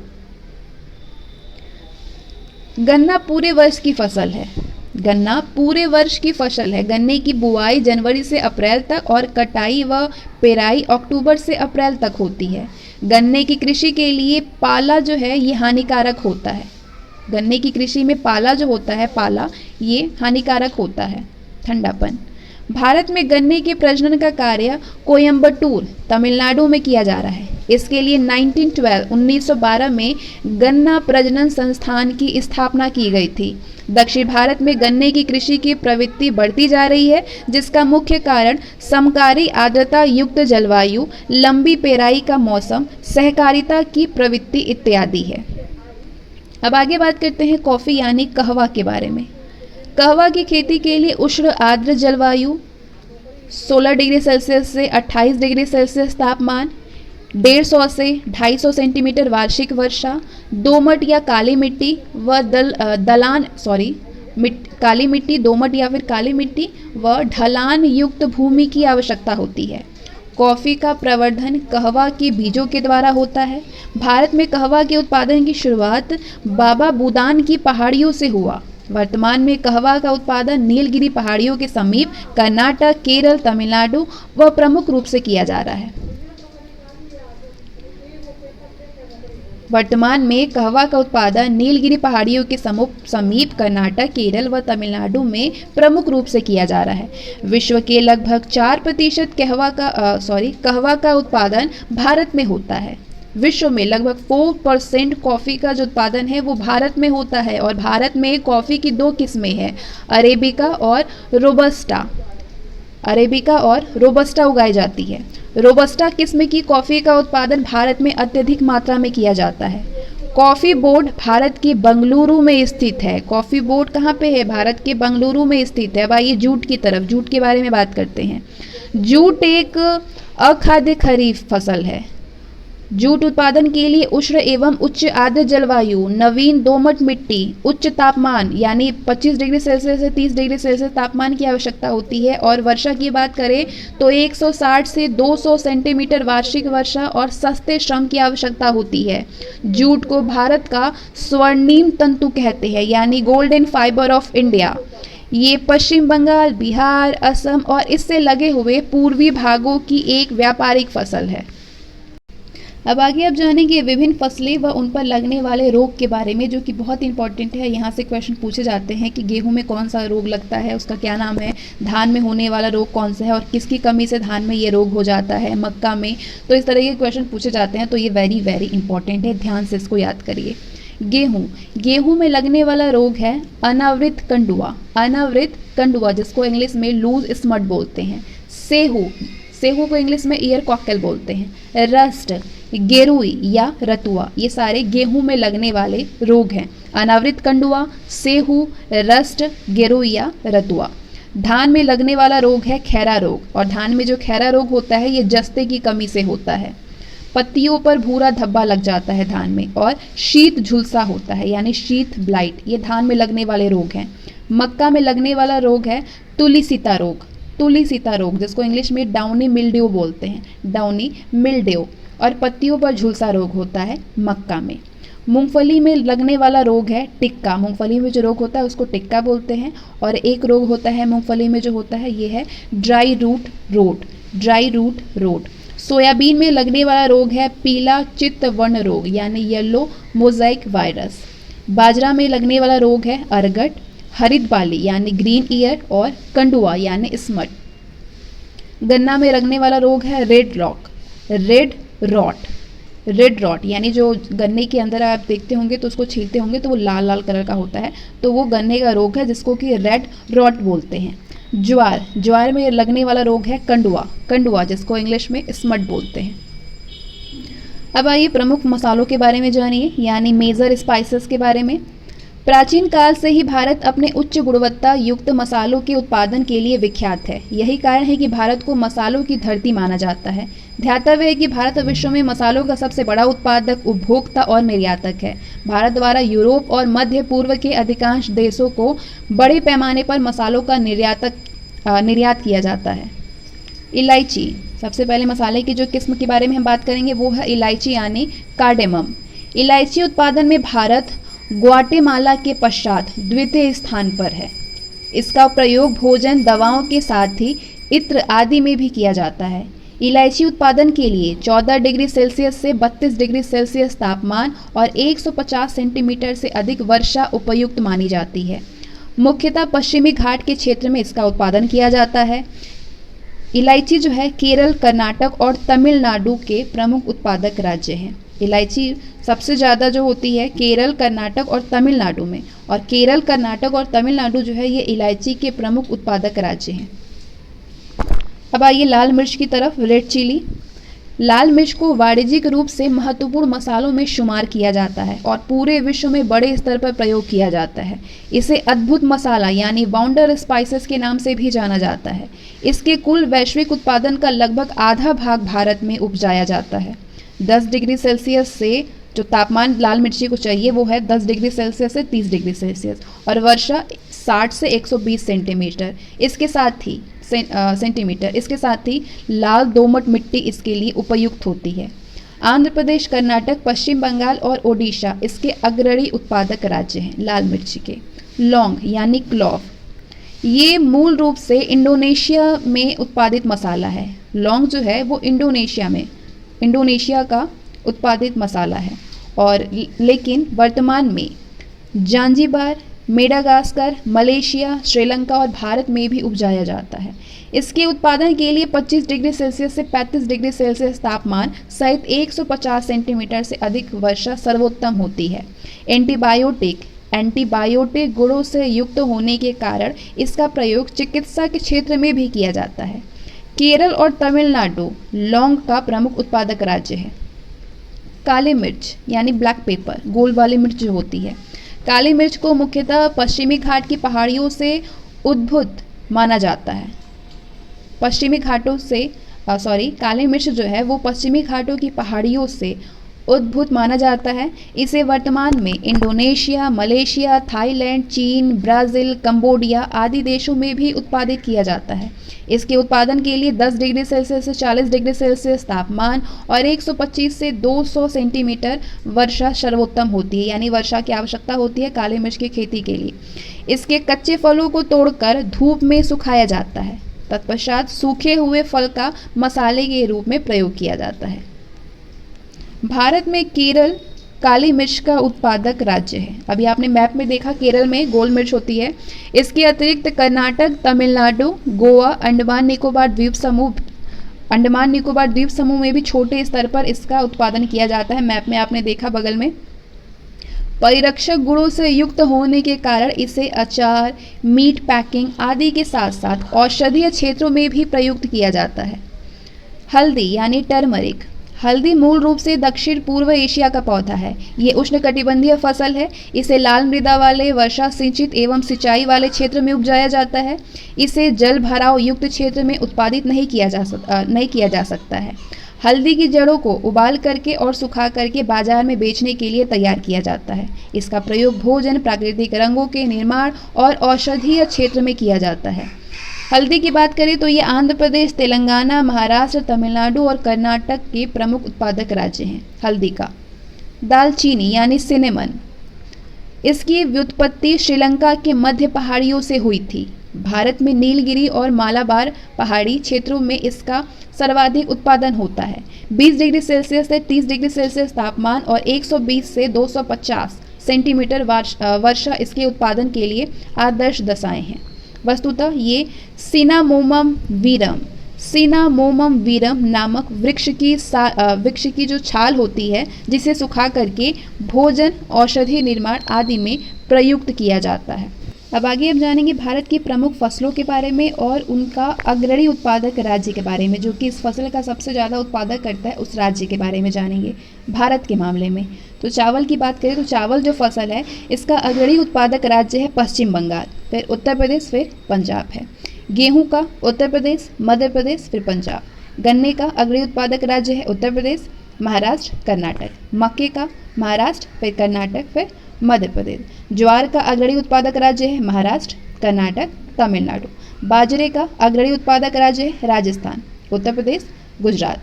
कुल तिलहन का अग्रणी उत्पादक राज्य है मध्य प्रदेश, राजस्थान, महाराष्ट्र। कुल दालें का अग्रणी उत्पादक राज्य है मध्य प्रदेश, फिर महाराष्ट्र, राजस्थान। कॉफ़ी का कर्नाटक, केरल, तमिलनाडु। चाय का असम, पश्चिम बंगाल, तमिलनाडु, फिर केरल। कपास में महाराष्ट्र, गुजरात, तेलंगाना। नारियल का तमिलनाडु, केरल, कर्नाटक, आंध्र प्रदेश। रबड़ का केरल, त्रिपुरा, कर्नाटक। फल उत्पादन में उत्तर प्रदेश, आंध्र प्रदेश, महाराष्ट्र और गुजरात। सब्जी उत्पादन में उत्तर प्रदेश, पश्चिम बंगाल, मध्य प्रदेश, बिहार। सोयाबीन में मध्य प्रदेश, महाराष्ट्र, राजस्थान। अरहर फसल जो है प्रमुख उत्पादक राज्य है, अग्रणी उत्पादक राज्य है महाराष्ट्र, कर्नाटक, मध्य प्रदेश। चने का अग्रणी उत्पादक राज्य है मध्य प्रदेश, महाराष्ट्र करता है, राजस्थान। मूंगफली का उत्पादक राज्य है गुजरात, राजस्थान, आंध्र प्रदेश। रेपसीड और सरसों का अग्रणी उत्पादक राज्य है राजस्थान, हरियाणा, मध्य प्रदेश। सूरजमुखी का अग्रणी उत्पादक राज्य है कर्नाटक, ओडिशा, फिर आंध्र प्रदेश। जूट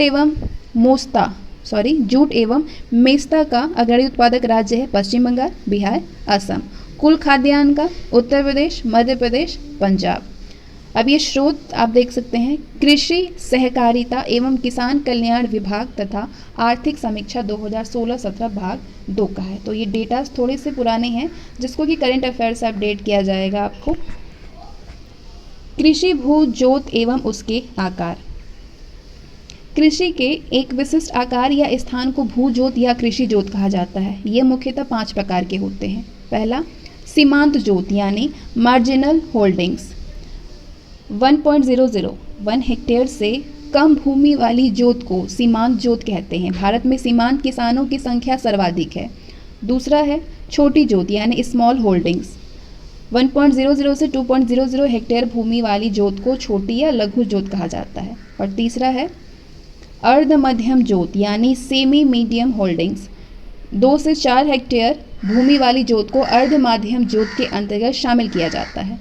मध्य जोत यानी मीडियम होल्डिंग्स, ये चौथा प्रकार है जोत का। 4 से 10 4.00 से 10.00 हेक्टेयर भूमि वाली जोत को मध्यम जोत कहते हैं। 2011 की जनगणना के अनुसार इसके अंतर्गत 21.20% भूमि थी। और पांचवा जो प्रकार है वो है बड़ी जोत यानी लार्ज होल्डिंग्स। 10 हेक्टेयर और इससे अधिक भूमि वाली जोत को इसमें शामिल किया गया है। इसका हिस्सा 10.59% है। अब ये कुछ विशेष जानकारी है, तो ये डेटा थोड़े पुराने हैं क्योंकि ये केंद्रीय बजट 2016-17 के अनुसार दे रहे हैं और अब आपको अपडेट किया जाएगा आर्थिक सर्वेक्षण 2020-21 और बजट 2021-22 से। तो ये 2016-17 के अनुसार है कि सभी कर योग्य सेवाओं पर कृषि कल्याण उपकर लगाया गया है जिसकी दर 0.5% है।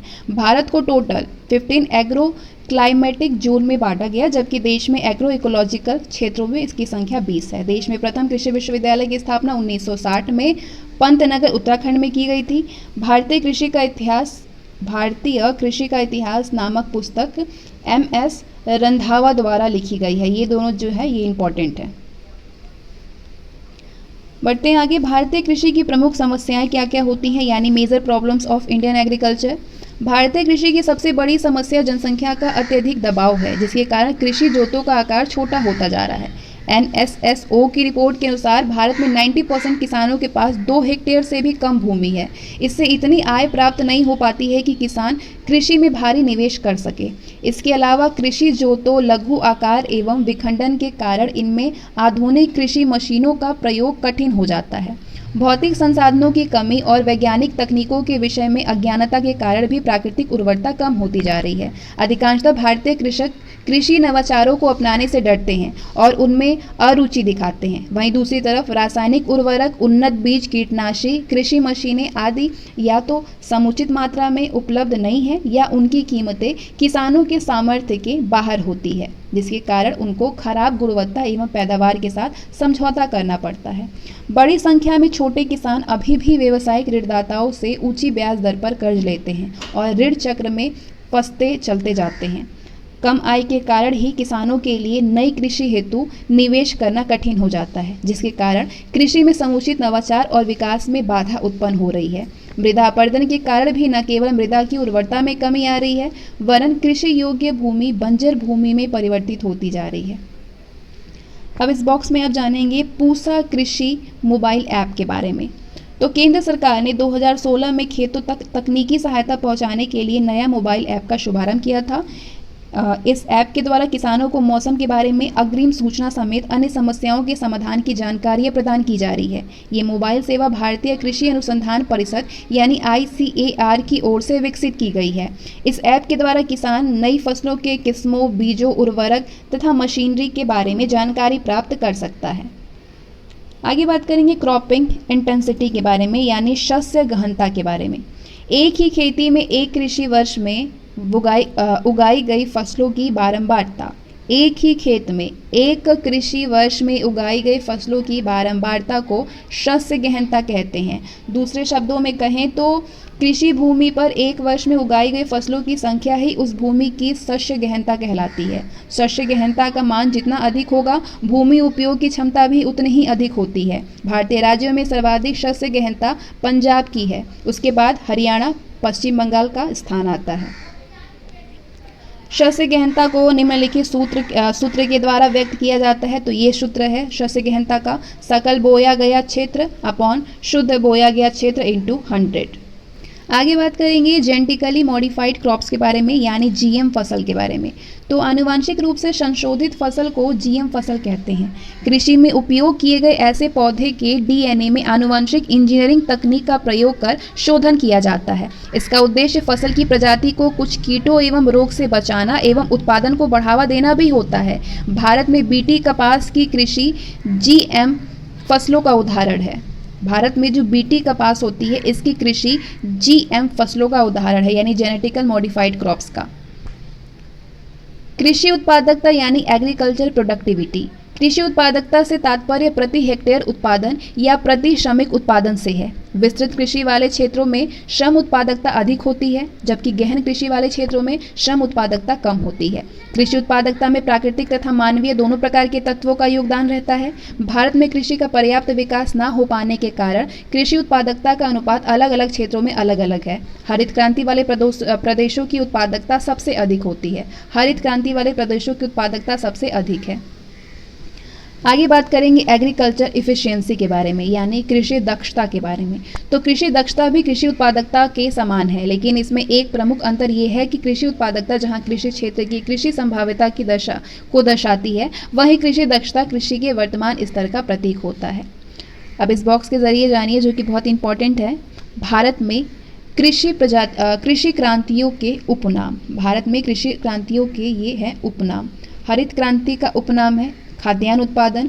श्वेत क्रांति दुग्ध उत्पादन को बोलते हैं। नीली क्रांति मत्स्य उत्पादन को। भूरी क्रांति कोको उत्पादन को। रजत क्रांति अंडा अथवा कुक्कुट उत्पादन को। पीली क्रांति तिलहन उत्पादन को। लाल क्रांति टमाटर अथवा मांस उत्पादन को। टमाटर को और मांस उत्पादन को लाल क्रांति बोलते हैं। गुलाबी क्रांति झींगा मछली उत्पादन, प्याज उत्पादन और औषध उत्पादन को बोलते हैं। बादामी क्रांति मसाला उत्पादन को बोलते हैं। सुनहरी क्रांति फल उत्पादन और शहद उत्पादन को बोलते हैं। गोल क्रांति आलू उत्पादन को बोलते हैं। सदाबहार क्रांति जैविक खेती को प्रोत्साहन और किसानों को फसल का उचित मूल्य दिलाने और उत्पादन बढ़ाने से संबंधित है। और रजत रेशा क्रांति कपास उत्पादन से संबंधित है। सुनहरा रेशा क्रांति जूट उत्पादन से संबंधित है। सेफ्रॉन क्रांति केसर उत्पादन को बोलते हैं। ग्रे और स्लेटी उर्वरक उत्पादन को बोलते हैं। हरित सोना क्रांति बांस उत्पादन को बोलते हैं। मूक क्रांति मोटे अनाज के उत्पादन को कहते हैं। परामनी क्रांति भिंडी उत्पादन को बोलते हैं। और इंद्रधनुषीय क्रांति सभी क्षेत्रों के उत्पादन में वृद्धि करने से संबंधित है। आगे बात करते हैं ग्रीन रिवॉल्यूशन यानी हरित क्रांति के बारे में। तो हरित क्रांति उच्च गुणवत्ता वाले बीज, रासायनिक उर्वरक व नहरी सिंचाई आधारित कृषि उत्पादन की एक नवीन प्रक्रिया है। इसे अधिक उपज देने वाली किस्मों का कार्यक्रम यानी हाई इल्डिंग वैरायटीज प्रोग्राम यानी HYVP के नाम से पुकारा गया है। सर्वप्रथम 1966-67 में पंजाब व हरियाणा, पश्चिमी उत्तर प्रदेश और राजस्थान के गंगानगर आदि क्षेत्रों में इसे व्यापक रूप से अपनाया गया। इससे कृषि उत्पादन व कृषि उत्पादकता में आश्चर्यजनक वृद्धि हुई। हरित क्रांति शब्द का प्रयोग सर्वप्रथम अमेरिका के डॉक्टर विलियम गॉड ने किया था। हरित क्रांति कार्यक्रम के तहत रॉकफेलर और फोर्ड फाउंडेशन के तत्वावधान में बौने फसल वाली गेहूं की एक ऐसी किस्म का विकास किया गया जो कि पारंपरिक किस्मों से अधिक उत्पादक थी, मौसम परिवर्तन से कम प्रभावित होती थी, शीघ्र तैयार हो जाती थी और उर्वरकों के साथ अनुकूल प्रक्रिया दर्शाती थी। हरित क्रांति के सकारात्मक प्रभावों के कारण ही इस कार्यक्रम के निदेशक डॉक्टर नॉर्मन बोरलॉग को 1970 में विश्व शांति का नोबेल पुरस्कार प्रदान किया गया था। भारत में हरित क्रांति की शुरुआत का श्रेय एम.एस. स्वामीनाथन को जाता है। एम.एस. स्वामीनाथन को भारत में हरित क्रांति का जनक यानी फादर ऑफ ग्रीन रिवॉल्यूशन माना जाता है। हरित क्रांति के सकारात्मक प्रभाव क्या क्या थे? गहन कृषि उत्पादन प्रणाली का विकास हुआ, खाद्यान्नों के उत्पादन में तीव्र वृद्धि तथा खाद्यान्न क्षेत्र में विशेष प्रगति हुई, जीवन निर्वाह कृषि स्वरूप से व्यापारिक तथा बाजारोन्मुख कृषि स्वरूप का विकास हुआ, नई प्रौद्योगिकी के उपयोग से कृषि क्षेत्र में रोजगार के अवसरों में वृद्धि हुई, कृषि एवं उद्योग के आपसी संबंधों में मजबूती आई, ग्रामीण समृद्धि की वृद्धि हुई तथा प्रति व्यक्ति आय एवं राष्ट्रीय आय में वृद्धि हुई। तो ये प्रभाव हुआ सकारात्मक। अब नकारात्मक प्रभाव क्या क्या हुआ हरित क्रांति का? आय की असमानता में वृद्धि हुई क्योंकि बड़े किसान और धनी हो गए। हरित क्रांति का प्रभाव केवल कुछ ही खाद्यान्न फसलों जैसे कि गेहूं, चावल, मक्का, बाजरा तक ही सीमित रहा था। नई मशीनों के प्रयोग से परंपरागत कृषि औजार निर्माता जैसे बढ़ई, लोहार आदि के समक्ष बेरोजगारी की समस्या उत्पन्न हुई, जिसके कारण आत्मनिर्भर ग्रामीण अर्थव्यवस्था प्रभावित हुई और लोग शहरों की तरफ पलायन होने को मजबूर हुए। रासायनिक उर्वरकों के अधिक प्रयोग से जल, वायु, मृदा प्रदूषण में वृद्धि हुई तथा मृदा उर्वरता का ह्रास अधिक हुआ। भारत में दूसरी हरित क्रांति यानी the second green revolution in India 1990 के दशक के मध्य द्वितीय हरित क्रांति की अवधारणा का विकास हुआ। इसे सदाबहार क्रांति यानी एवरग्रीन रिवॉल्यूशन भी कहा गया। अब इस बॉक्स के जरिए आप जानेंगे एनपीके अनुपात के बारे में। एनपीके यानी नाइट्रोजन फॉस्फोरस पोटेशियम रेशियो। रासायनिक खेती में नाइट्रोजन, फॉस्फोरस तथा पोटेशियम के एक निश्चित मिश्रण का उपयोग उर्वरक के रूप में किया जाता है जो कि एनपीके के नाम से प्रचलित है। एनपीके का अनुपात अलग अलग फसलों के लिए अलग अलग होता है, लेकिन हरित क्रांति के समय एनपीके का प्रयोग अधिक मात्रा में किया गया। भारत में दलहनी फसलों में ये अनुपात 1:2:1 या 1:2:2 है। नाइट्रोजन फसलों की वृद्धि के लिए आवश्यक तत्व है। ये फसलों में प्रोटीन और कार्बोहाइड्रेट के उत्पादन में महत्वपूर्ण योगदान देता है। फॉस्फोरस पौधों में श्वसन, प्रकाश संश्लेषण और अन्य रासायनिक क्रियाओं के लिए आवश्यक है। कम अवधि वाली फसलों में घुलनशील फॉस्फोरस का प्रयोग किया जाता है। पोटेशियम फसलों में पोषक तत्वों व पानी के स्थानांतरण में सहायक होता है तथा फसलों में रोगों के प्रति प्रतिरोधकता बढ़ाता है। प्रथम हरित क्रांति से भिन्न द्वितीय हरित क्रांति में सभी फसलों और कृषि उत्पादकों को शामिल किया जाएगा। द्वितीय हरित क्रांति फसल विविधता, उपयुक्त फसल प्रतिरूप, फसल प्रबंधन, पौधों एवं मृदा संरक्षण आदि विषयों को भी समाहित करती है। द्वितीय हरित क्रांति में धारणीय कृषि पद्धति के साथ जैविकीय उर्वरकों एवं जैव कीटनाशकों के प्रयोग पर बल दिया जाएगा। इस योजना के अंतर्गत कृषि के सतत विकास के लिए आधारभूत संरचना तथा संस्थागत ढांचे को मजबूत करना, जैसे शीत भंडारों की व्यवस्था, सड़क योजनाएं, कृषि उत्पादों के विपणन की सुविधा, दूर संचार का विकास, मूल्य परिवर्तन के लिए कृषि प्रसंस्करण पर बल देना आदि को शामिल किया जा रहा है। इसके अंतर्गत नवीन सरकारी समितियों का गठन कर छोटे व सीमांत कृषकों को भी उन्नत बीज, उर्वरक, अत्याधुनिक मशीनें आदि के क्रय के लिए कम ब्याज पर ऋण उपलब्ध कराया जाएगा। अब कुछ विशेष जानकारी यहाँ पे। यूरिया नाइट्रोजन का एक महत्वपूर्ण आपूर्तिकर्ता है जो पौधों के विकास के लिए आवश्यक है। जब साधारण यूरिया का प्रयोग किया जाता है तो नाइट्रोजन की आधी मात्रा भी पौधों द्वारा ग्रहण नहीं की जाती और वो निक्षालन द्वारा मृदा में मिल जाती है, जिससे कि नाइट्रोजन की क्षति होती है। जिससे कि नाइट्रोजन की क्षति तो होती ही है, साथ ही मृदा की उर्वरता भी प्रभावित होती है तथा भूमिगत जल भी अशुद्ध हो जाता है। इसके लिए स्लो रिलीज नाइट्रोजनस फर्टिलाइज़र तैयार किए गए हैं। इसके लिए स्लो रिलीज नाइट्रोजनस फर्टिलाइज़र तैयार किए गए हैं। इनमें सल्फर कोडेड यूरिया और नीम कोडेड यूरिया प्रमुख हैं। नीम कोडेड यूरिया के प्रयोग से नाइट्रीकरण मंद गति से होने लगता है और नाइट्रोजन का निक्षालन व वाष्पीकरण द्वारा ह्रास कम होता है। नाइट्रोजन अधिक समय तक मृदा में रहती है, जिससे पौधे नाइट्रोजन को लंबे समय तक ग्रहण कर सकते हैं। इससे यूरिया की कम मात्रा में अधिक फसल उत्पादन होगा और लागत भी कम आएगी। आगे बात करते हैं PMFBY यानी प्रधानमंत्री फसल बीमा योजना। और ये सारे योजना बिल्कुल अब तक चलते आए हैं। ये आपको पुराना लग रहा होगा कि पुराना स्टार्ट हुआ है, लेकिन ये योजना अभी भी चलता है।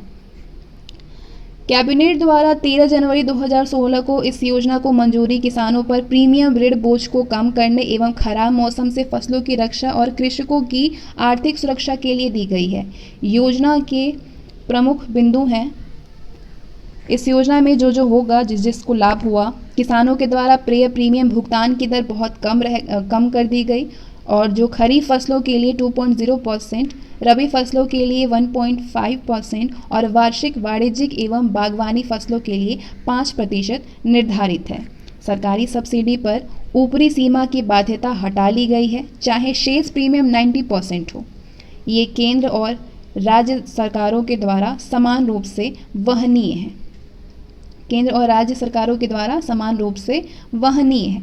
प्रधानमंत्री फसल बीमा योजना को 1 अप्रैल 2016 से खरीफ फसल के मौसम के दौरान लागू किया गया। इसे संपूर्ण भारत में क्रमबद्ध रूप से लागू किया जा रहा है। कृषि एवं किसान कल्याण मंत्रालय इस योजना की नोडल एजेंसी के रूप में कार्य करती है। प्रधानमंत्री फसल बीमा योजना राष्ट्रीय कृषि बीमा योजना और संशोधित राष्ट्रीय कृषि बीमा योजना की एक प्रतिस्थापन योजना है और इसे सेवा कर से छूट दी गई है। इसको सेवा कर से छूट दी गई है, सर्विस टैक्स से। इस योजना के अंतर्गत ओलावृष्टि, बेमौसम बारिश, भूस्खलन और बाढ़ सहित आपदाओं के साथ साथ पोस्ट हार्वेस्टिंग फसलों के नुकसान पर भी सुरक्षा व प्रावधान किया गया है। योजना में टेक्नोलॉजी का उपयोग का प्रावधान है, जिससे कि फसल कटाई अथवा नुकसान का आकलन शीघ्र और सही हो सके। रिमोट सेंसिंग के माध्यम से फसल कटाई प्रयोगों की संख्या कम की जाएगी। फसल कटाई प्रयोग के आंकड़े तत्काल स्मार्टफोन के माध्यम से अपलोड कराए जाएंगे। बीमा योजना को एकमात्र बीमा कंपनी भारतीय कृषि बीमा कंपनी यानी AIC द्वारा संचालित किया जाएगा। अब इस बॉक्स में आप जानेंगे मेरा गांव मेरा गौरव। ये भारतीय कृषि अनुसंधान परिषद द्वारा संचालित है। इसके तहत सरकार का उद्देश्य खेती को वैज्ञानिक ज्ञान विज्ञान से लैस करना है, जिसमें किसानों की खेती से संबंधित वैज्ञानिक सलाह उपलब्ध कराई जाएगी। सरकार के द्वारा मौसम संबंधी पूर्वानुमान प्रणाली स्थापित करने और वैज्ञानिकों व किसानों के क्षमता निर्माण पर बल दिया जा रहा है। 2022 तक किसानों की आमदनी को दोगुना करने की दिशा में ये एक सकारात्मक पहल है। मेरा गाँव मेरा गौरव। राष्ट्रीय कृषक आयोग का गठन 2004 में MS स्वामीनाथन की अध्यक्षता में किया गया था। इसका मुख्यालय नई दिल्ली में है। आयोग ने अपनी 4 अंतरिम रिपोर्ट व 2006 में मुख्य रिपोर्ट प्रस्तुत की, जिसकी अनुशंसाएं निम्न हैं। क्या क्या अनुशंसाएं हैं इस रिपोर्ट के अनुसार? अपनी पहली रिपोर्ट में आयोग ने मुसीबत में फंसे किसान परिवारों के लिए सहायता कार्यक्रम, आजीविका में बढ़ोतरी के लिए सुझाव दिए। भारतीय एकल बाजार और प्रौद्योगिकी मिशन की दिशा में कृषि अनुसंधान के सुदृढ़ीकरण का सुझाव दिया। मार्केट रिस्क स्टेबलाइजेशन फंड के गठन की बात कही गई। आपदाओं से सुरक्षा के लिए एग्रीकल्चर रिस्क फंड की स्थापना की भी संस्तुति की गई थी। इसके साथ ही बीमा योजना का विस्तार एवं पंचायतों के अधिकारों में वृद्धि की बात कही गई। चलिए आगे बात करते हैं कृषि विपणन एवं खाद्य सुरक्षा। सबसे पहले कृषि विपणन यानी एग्रीकल्चर मार्केटिंग।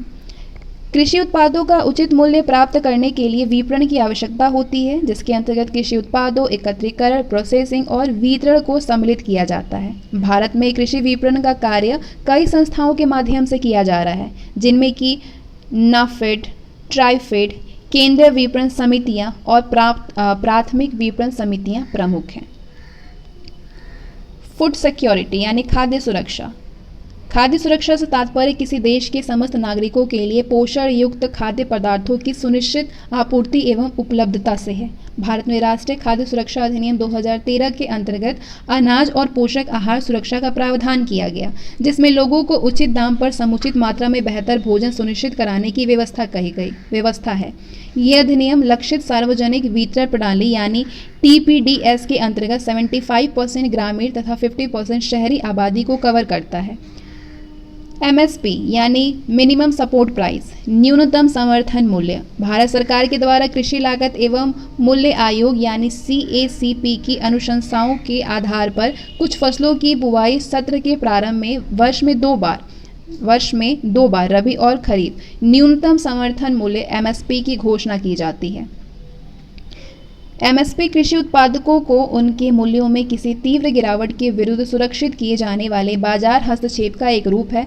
MSP का मुख्य उद्देश्य किसानों का आर्थिक स्थिति को सुदृढ़ बनाए रखना और खाद्य सुरक्षा के लिए सार्वजनिक वितरण के लिए खाद्यान्नों को प्राप्त करना है। वर्तमान में 25 फसलों के लिए न्यूनतम समर्थन मूल्य की घोषणा की जाती है। तो ये 25 है, लेकिन इसको अपडेट किया जाएगा अभी।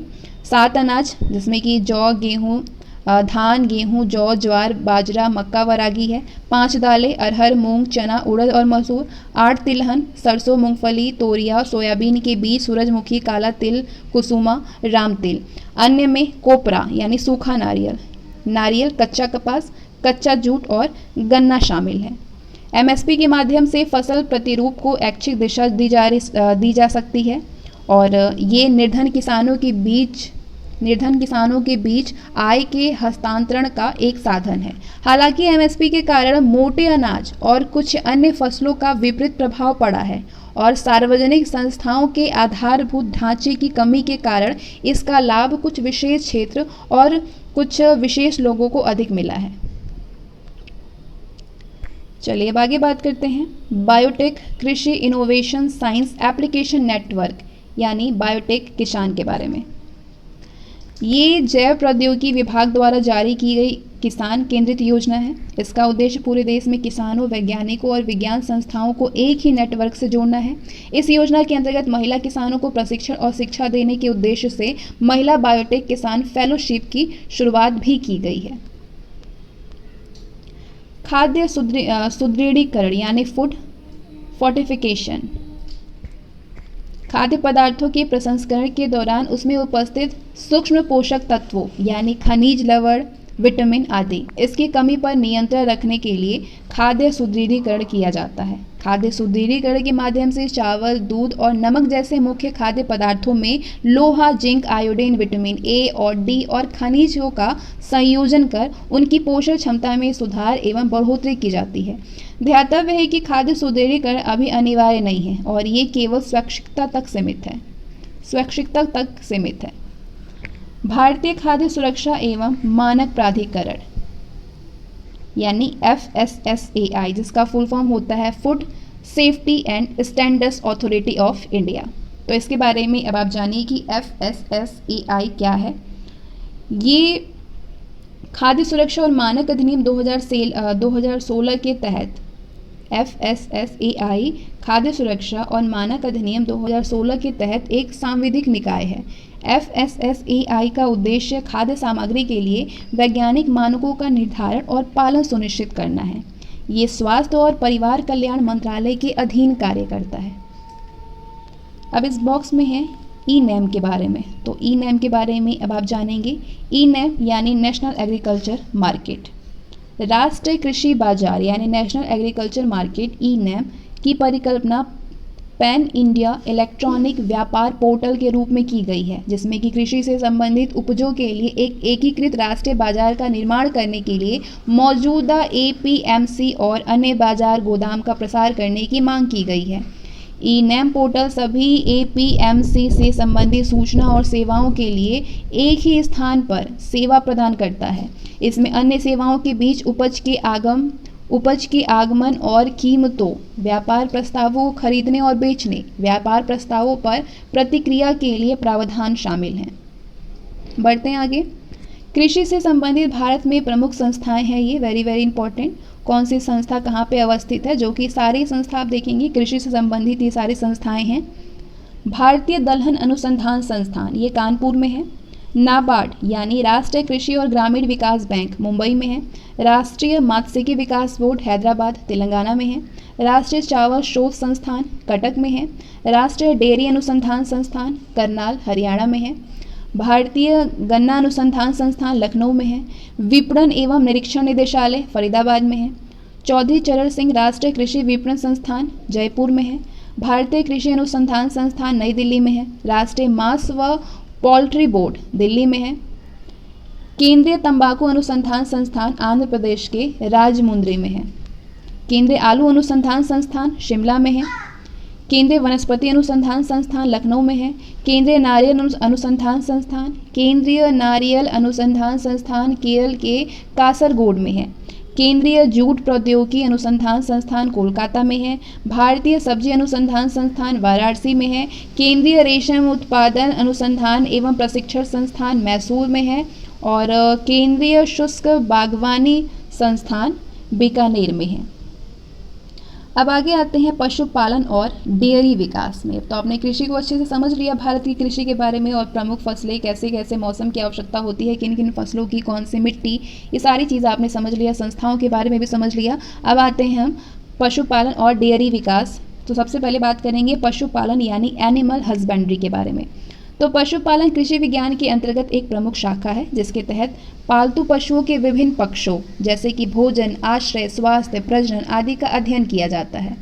भारत में पशुपालन का अर्थव्यवस्था में महत्वपूर्ण योगदान है और भारत पशुधन के मामले में विश्व में अग्रणी स्थान भी रखता है। भारत विश्व में पशुधन के मामले में 1919 से देश में पशुओं की गणना प्रारंभ हुई है। अब तक ऐसी 19 गणनाएं की जा चुकी है। पशुओं की प्रजातियों के अंतर्गत गाय, भैंस, भेड़, बकरी, सुअर, घोड़ा, खच्चर, गधे, ऊंट, मिथुन और याक को शामिल किया जाता है। 19वीं राष्ट्रीय पशु जनगणना 2012 के अनुसार 19वीं राष्ट्रीय पशु जनगणना 2012 के अनुसार भारत में पशुओं की सर्वाधिक संख्या उत्तर प्रदेश, राजस्थान, आंध्र प्रदेश और मध्य प्रदेश में है। भारतीय गायों की किस्में और नस्लों के बारे में जानेंगे अब आप। सबसे पहले एक गिर नस्ल होती है गायों की। तो ये मुख्य रूप से गुजरात के काठियावाड़ में, महाराष्ट्र और आसपास के क्षेत्रों में पाई जाती है और प्रतिदिन लगभग 15 से 20 लीटर दूध देती है। साहिवाल नस्ल की गायों की जो ये नस्ल है, ये अधिकतर उत्तर भारत में पाई जाती है और प्रतिदिन लगभग 20 से 25 लीटर दूध देती है। इस नस्ल की गाय के दूध में पर्याप्त मात्रा में वसा होता है। राठी जो नस्ल है, ये राजस्थान के उत्तर पश्चिमी भागों में गंगानगर, बीकानेर और जैसलमेर में पाई जाती है। ये प्रतिदिन लगभग 9 से 12 लीटर दूध देती है। ये रेगिस्तान में भारी भरकम बोझ खींच करके चल सकती है। राठी नस्ल की जो पशु होती हैं, गाय होती हैं। रेड सिंधी इस नस्ल की गाय का रंग लाल बादामी होता है। इसका मुख्य स्थान पाकिस्तान का सिंध प्रांत माना जाता है। ये प्रतिदिन लगभग 10 से 12 लीटर दूध देती है। हरियाणा नस्ल, दिल्ली और हरियाणा के क्षेत्र में पाई जाने वाली ये जो नस्ल है, हरियाणा नस्ल, ये उजले और हल्के धूसर रंग की होती है और प्रतिदिन लगभग 10 से 15 लीटर दूध देती है। नोट है, इसके अतिरिक्त क्रॉकेज, थारपारकर, मालवी, नागौरी, जर्सी, पोवार, देवनी, निमाड़ी आदि गायों की नस्लें भारत में पाई जाती हैं। सारी जो आप नस्ल देख रहे हैं, सारी गाय की नस्लें हैं। भारत में भैंसों की प्रमुख किस्मों में मुर्रा, भदावरी, नागपुरी, सुरती, मेहसाना, नीली रावी और पढ़ारपुरी आदि प्रमुख हैं। पोल्ट्री फार्मिंग यानी कुक्कुट पालन, ये पशुपालन के अंतर्गत एक उपभोग है जिसमें कि मांस व अंडों के लिए मुर्गी, पीरू, बतख इत्यादि का पालन पोषण किया जाता है। भारत में मुर्गी पालन सिंधु सभ्यता से चला आ रहा है। इसमें कम पूंजी की आवश्यकता होती है। कुक्कुट उत्पादन के विश्व व्यापार में भारत की भागीदारी कम है, लेकिन हाल के वर्षों में तेजी से इसका विकास किया जा रहा है। परिणामतः भारत विश्व का तीसरा सबसे बड़ा अंडा उत्पादक देश बन गया है। अब इसको करंट से अपडेट किया जाएगा। भारत के कुक्कुटों की सबसे अधिक संख्या आंध्र प्रदेश में है। इसके बाद तमिलनाडु का स्थान है। एक मुर्गी प्रतिवर्ष औसतन 180 से 200 अंडे देती है। भारत में केंद्रीय कुक्कुट विकास संगठन अपने क्षेत्रीय कार्यालयों के सहयोग से कुक्कुट उत्पादन में सुधार के लिए कार्य करता है। ग्रामीण बैकयार्ड कुक्कुट विकास कार्यक्रम के तहत घर के आंगन में ही मुर्गी पालन करने वाले बीपीएल परिवारों को वित्तीय सहायता दी जाती है। इस बॉक्स में कुछ सिल्क के बारे में जानकारी है, रेशम के बारे में, जिसको आप समझिए। विश्व में रेशम का सर्वप्रथम प्रचलन चीन में हुआ। भारत प्राकृतिक रेशम के उत्पादन में विश्व में चीन के बाद दूसरे स्थान पे है। भारत विश्व का एकमात्र ऐसा देश है जहां पर रेशम की सभी 5 ज्ञात किस्में पाई जाती हैं। कौन कौन सी किस्म? Mulberry, tropical tussar, oak tussar, muga और इरी। देश में सबसे ज़्यादा उत्पादन मलबरी और सबसे कम मूंगा किस्म का होता है। केंद्रीय रेशम उत्पादन अनुसंधान एवं प्रशिक्षण संस्थान बहरामपुर में है, पश्चिम बंगाल के। केंद्रीय मूंगा इरी अनुसंधान एवं प्रशिक्षण संस्थान असम के जोरहाट में है और केंद्रीय टसन अनुसंधान एवं प्रशिक्षण संस्थान झारखंड के रांची में है। नेशनल लाइव स्टॉक मिशन यानी राष्ट्रीय पशुधन मिशन। राष्ट्रीय पशुधन मिशन को वर्ष 2014-15 में लागू किया गया है। इसके अंतर्गत पशुपालक बीपीएल परिवारों और किसानों को सब्सिडी दी जाती है। योजना के अंतर्गत पशुओं के लिए उत्तम चारे की व्यवस्था और उपलब्धता में सुधार करना, जोखिम कवरेज, कौशल विकास, ऋण के प्रवाह में सुधार, पशुपालकों का संगठन, जुगाली करने वाले छोटे पशुओं, सुअर पालन और कुक्कुट आदि का विकास शामिल है। इस योजना के तहत राज्यों में फार्मों का आधुनिकीकरण करके उनके स्वचालन और जैव सुरक्षा पर ध्यान दिया जाएगा ताकि बेहतर नस्ल तैयार किया जा सके। डेयरी डेवलपमेंट यानी डेयरी विकास। डेयरी फार्मिंग के अंतर्गत पशु दूध के उत्पादन और प्रसंस्करण का कार्य किया जाता है, जिसमें कि प्रमुख रूप से गायों, भैंसों, बकरियों, भेड़ों, घोड़ों और ऊँटों को शामिल किया जाता है। विश्व के दुग्ध उत्पादक देशों में भारत का प्रथम स्थान है और भारत में उत्तर प्रदेश दूध उत्पादन में सबसे आगे है और इसके बाद राजस्थान, गुजरात, मध्य प्रदेश और आंध्र प्रदेश का स्थान है। अब यहाँ बॉक्स में कुछ राष्ट्रीय डेयरी योजना के बारे में आप समझिए। राष्ट्रीय डेयरी विकास बोर्ड यानी NDDB और विश्व बैंक के सहयोग से राष्ट्रीय डेयरी योजना चलाई जा रही है, जिसके अंतर्गत दूध उत्पादन का लक्ष्य 2021-22 तक सालाना 18 करोड़ टन करने का रखा गया है। इस योजना में देश के 18 प्रमुख दुग्ध उत्पादक राज्यों को शामिल किया जाना है, जो कि देश के दूध उत्पादन में 90% से अधिक का योगदान करते हैं।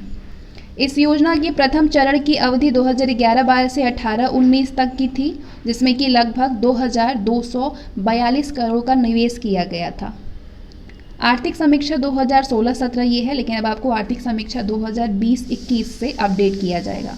इसके अनुसार दुग्ध उत्पादन में भारत का योगदान 19% है और भारत में दूध की प्रति व्यक्ति उपलब्धता वर्तमान में 337 ग्राम प्रतिदिन हो गई है, जो कि जैविक औसत से अधिक है। तो ये थोड़ा सा पुराना डेटा हो गया है, तो आपको अपडेट किया जाएगा इस चीज़ से। भारत में प्रति व्यक्ति दुग्ध उपलब्धता की दृष्टि से शीर्ष स्थान पंजाब का है, 1032 ग्राम का है, जबकि दूसरा स्थान हरियाणा, तीसरा स्थान पे राजस्थान है। अब आगे बात करते हैं व्हाइट रिवॉल्यूशन यानी श्वेत क्रांति के बारे में। तो देश में श्वेत क्रांति का संबंध सहकारी स्तर पर चलाए गए दुग्ध व्यवसाय कार्यक्रम के द्वारा दूध के उत्पादन और आपूर्ति में व्यापक वृद्धि करने से है। डॉक्टर वर्गीज कुरियन को भारत में श्वेत क्रांति का जनक कहा जाता है। श्वेत क्रांति को सार्थक करने के लिए 1970 में ऑपरेशन फ्लड, ध्यान दीजिए, ऑपरेशन फ्लड 1917 में श्वेत क्रांति को सार्थक करने के लिए इस कार्यक्रम की शुरुआत राष्ट्रीय डेयरी विकास बोर्ड के द्वारा की गई ऑपरेशन फ्लड को देश में 3 चरणों में लागू किया गया था। पहले चरण जो कि 1970 से 80 था, इसके अंतर्गत देश के 18 प्रमुख दुग्ध शेडों को देश के 4 महानगरों दिल्ली, मुंबई, कोलकाता और चेन्नई के उपभोक्ताओं के साथ जोड़ा गया और वहाँ पे मदर डेयरी की स्थापना की गई। द्वितीय चरण जो कि 1981 से 85 चला, इसके अंतर्गत प्रमुख दुग्ध केंद्रों की संख्या 18 से बढ़ करके 136 हो गई। 290 नगरों के बाजारों में दुग्ध उपलब्ध हो गया। दुग्ध जो है वो उपलब्ध हो गया। उत्पादक सहकारी समितियों के द्वारा दूध की सीधी बिक्री में कई लाख लीटर प्रतिदिन की वृद्धि हो गई। तीसरा चरण 1985 से 1996 तक चला। इस चरण के अंतर्गत सहकारी समितियों को आत्मनिर्भर बनाने पर जोर दिया गया। इस दौरान विश्व बैंक के द्वारा $360 मिलियन का निवेश किया गया। दुग्ध उत्पादन में वृद्धि के लिए पशुओं की नई नस्लों के विकास के क्षेत्र में शोध कार्यों में तेजी लाई गई। 73,000 से अधिक डेयरी समितियों को 173 दुग्ध शेडों के अंतर्गत संगठित किया गया। इस चरण में पशु स्वास्थ्य और पशु पोषण में अनुसंधान एवं विकास पर भी विशेष ध्यान दिया गया। नवीन खोजों जैसे थिलेरियोसिस के टीके, बाईपास प्रोटीन आहार और यूरिया सीरा खनिज ब्लॉक सभी ने दुधारू पशुओं की उत्पादकता बढ़ाने में योगदान दिया। श्वेत क्रांति का प्रसार पूर्वीय राज्यों की अपेक्षा भारत में पश्चिमी राज्यों में अधिक हुआ, जिसके लिए निम्नलिखित परिस्थितियां जिम्मेदार थी। कौन कौन सी परिस्थितियां? महाराष्ट्र तथा गुजरात जैसे राज्यों में दूध की शहरी मांग का अधिक होना, जबकि पूर्वी राज्यों में दूध की शहरी मांग कम थी। गुजरात, राजस्थान, मध्य प्रदेश और पश्चिमी उत्तर प्रदेश में चारे के लिए परंपरागत क्षेत्रों की उपलब्धता, चारे की कृषि पर ध्यान देना जैसे कारणों से पशुपालन का विकास हुआ, जबकि पूर्वी राज्यों में ऐसा संभव नहीं हो पाया क्योंकि जनसंख्या दबाव अधिक होने के कारण पूरे वर्ष खाद्यान्न की कृषि होती है। इसके अलावा अधिक वर्षा और अधिक तापमान के कारण दुग्ध उत्पादक पशुओं एवं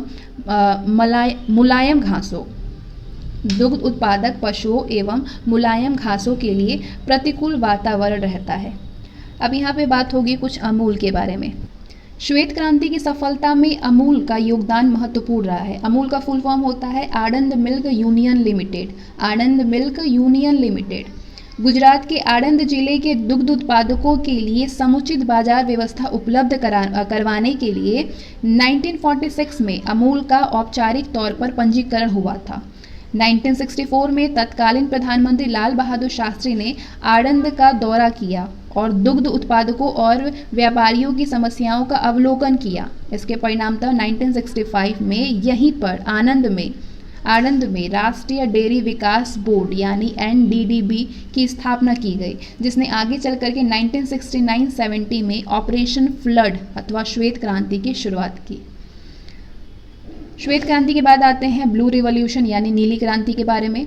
तो भारत में मत्स्य उत्पादन में वृद्धि के लिए चलाई गई एक विशेष योजना को नीली क्रांति का नाम दिया गया है।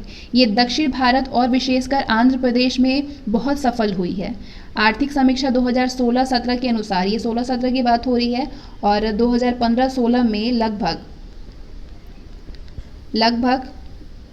107.95 लाख टन मछली उत्पादन कर भारत विश्व का दूसरा सबसे बड़ा मछली उत्पादक राष्ट्र बन गया है। तो अब आपको नया अपडेट किया जाएगा।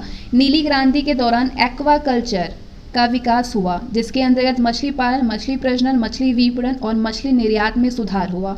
इस क्रांति के फलस्वरूप झींगा मछली के उत्पादन में अत्यधिक वृद्धि हुई। आंध्र प्रदेश के नेल्लोर जिले को भारत के झींगा मछली की राजधानी कहा जाता है। आंध्र प्रदेश के नेल्लोर जिले को झींगा मछली का राजधानी कहा जाता है।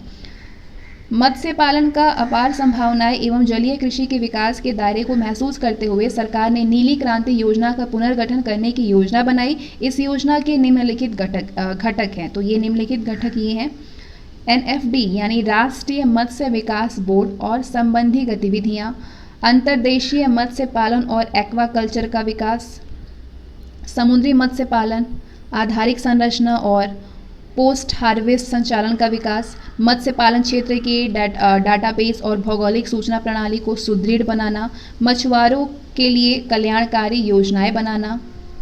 इस योजना के तहत वित्तीय वर्ष 2019-20 के अंत तक मछली उत्पादनों को लगभग 150 लाख टन बढ़ाने का लक्ष्य रखा गया था। 19-20 की बात हो रही है ये, अब आपको बेसिक्स पढ़नी है। नीली क्रांति के अंतर्गत लक्ष्यों को प्राप्त करने के उद्देश्य से अगले 5 वर्षों के लिए राष्ट्रीय मत्स्य पालन कार्य योजना 2020 यानी नेशनल फिशरीज एक्शन प्लान 2020 तैयार किया गया है। ये कार्यक्रम अथवा योजना देश में उपलब्ध विभिन्न मत्स्य पालन संसाधनों जैसे नदियां, तालाब, टैंक, आर्द्र भूमि, झील, नहर और जलाशय आदि को समाहित करती है। और इसके साथ ही आज का सेशन हमारा समाप्त होता है और आपकी भारत की जो कृषि है वो आपका कम्प्लीटली बेसिक पूरा कवर यहीं से हो जाता है। अब जहाँ तक करेंट अफेयर की बात होगी तो नेक्स्ट वीडियो आपको मिलेगा और इसके बाद आपको विश्व का कृषि भी मिलेगा और उससे संबंधित आपको करंट अफेयर मिलेंगे। तो मिलते हैं अगले सेशन में।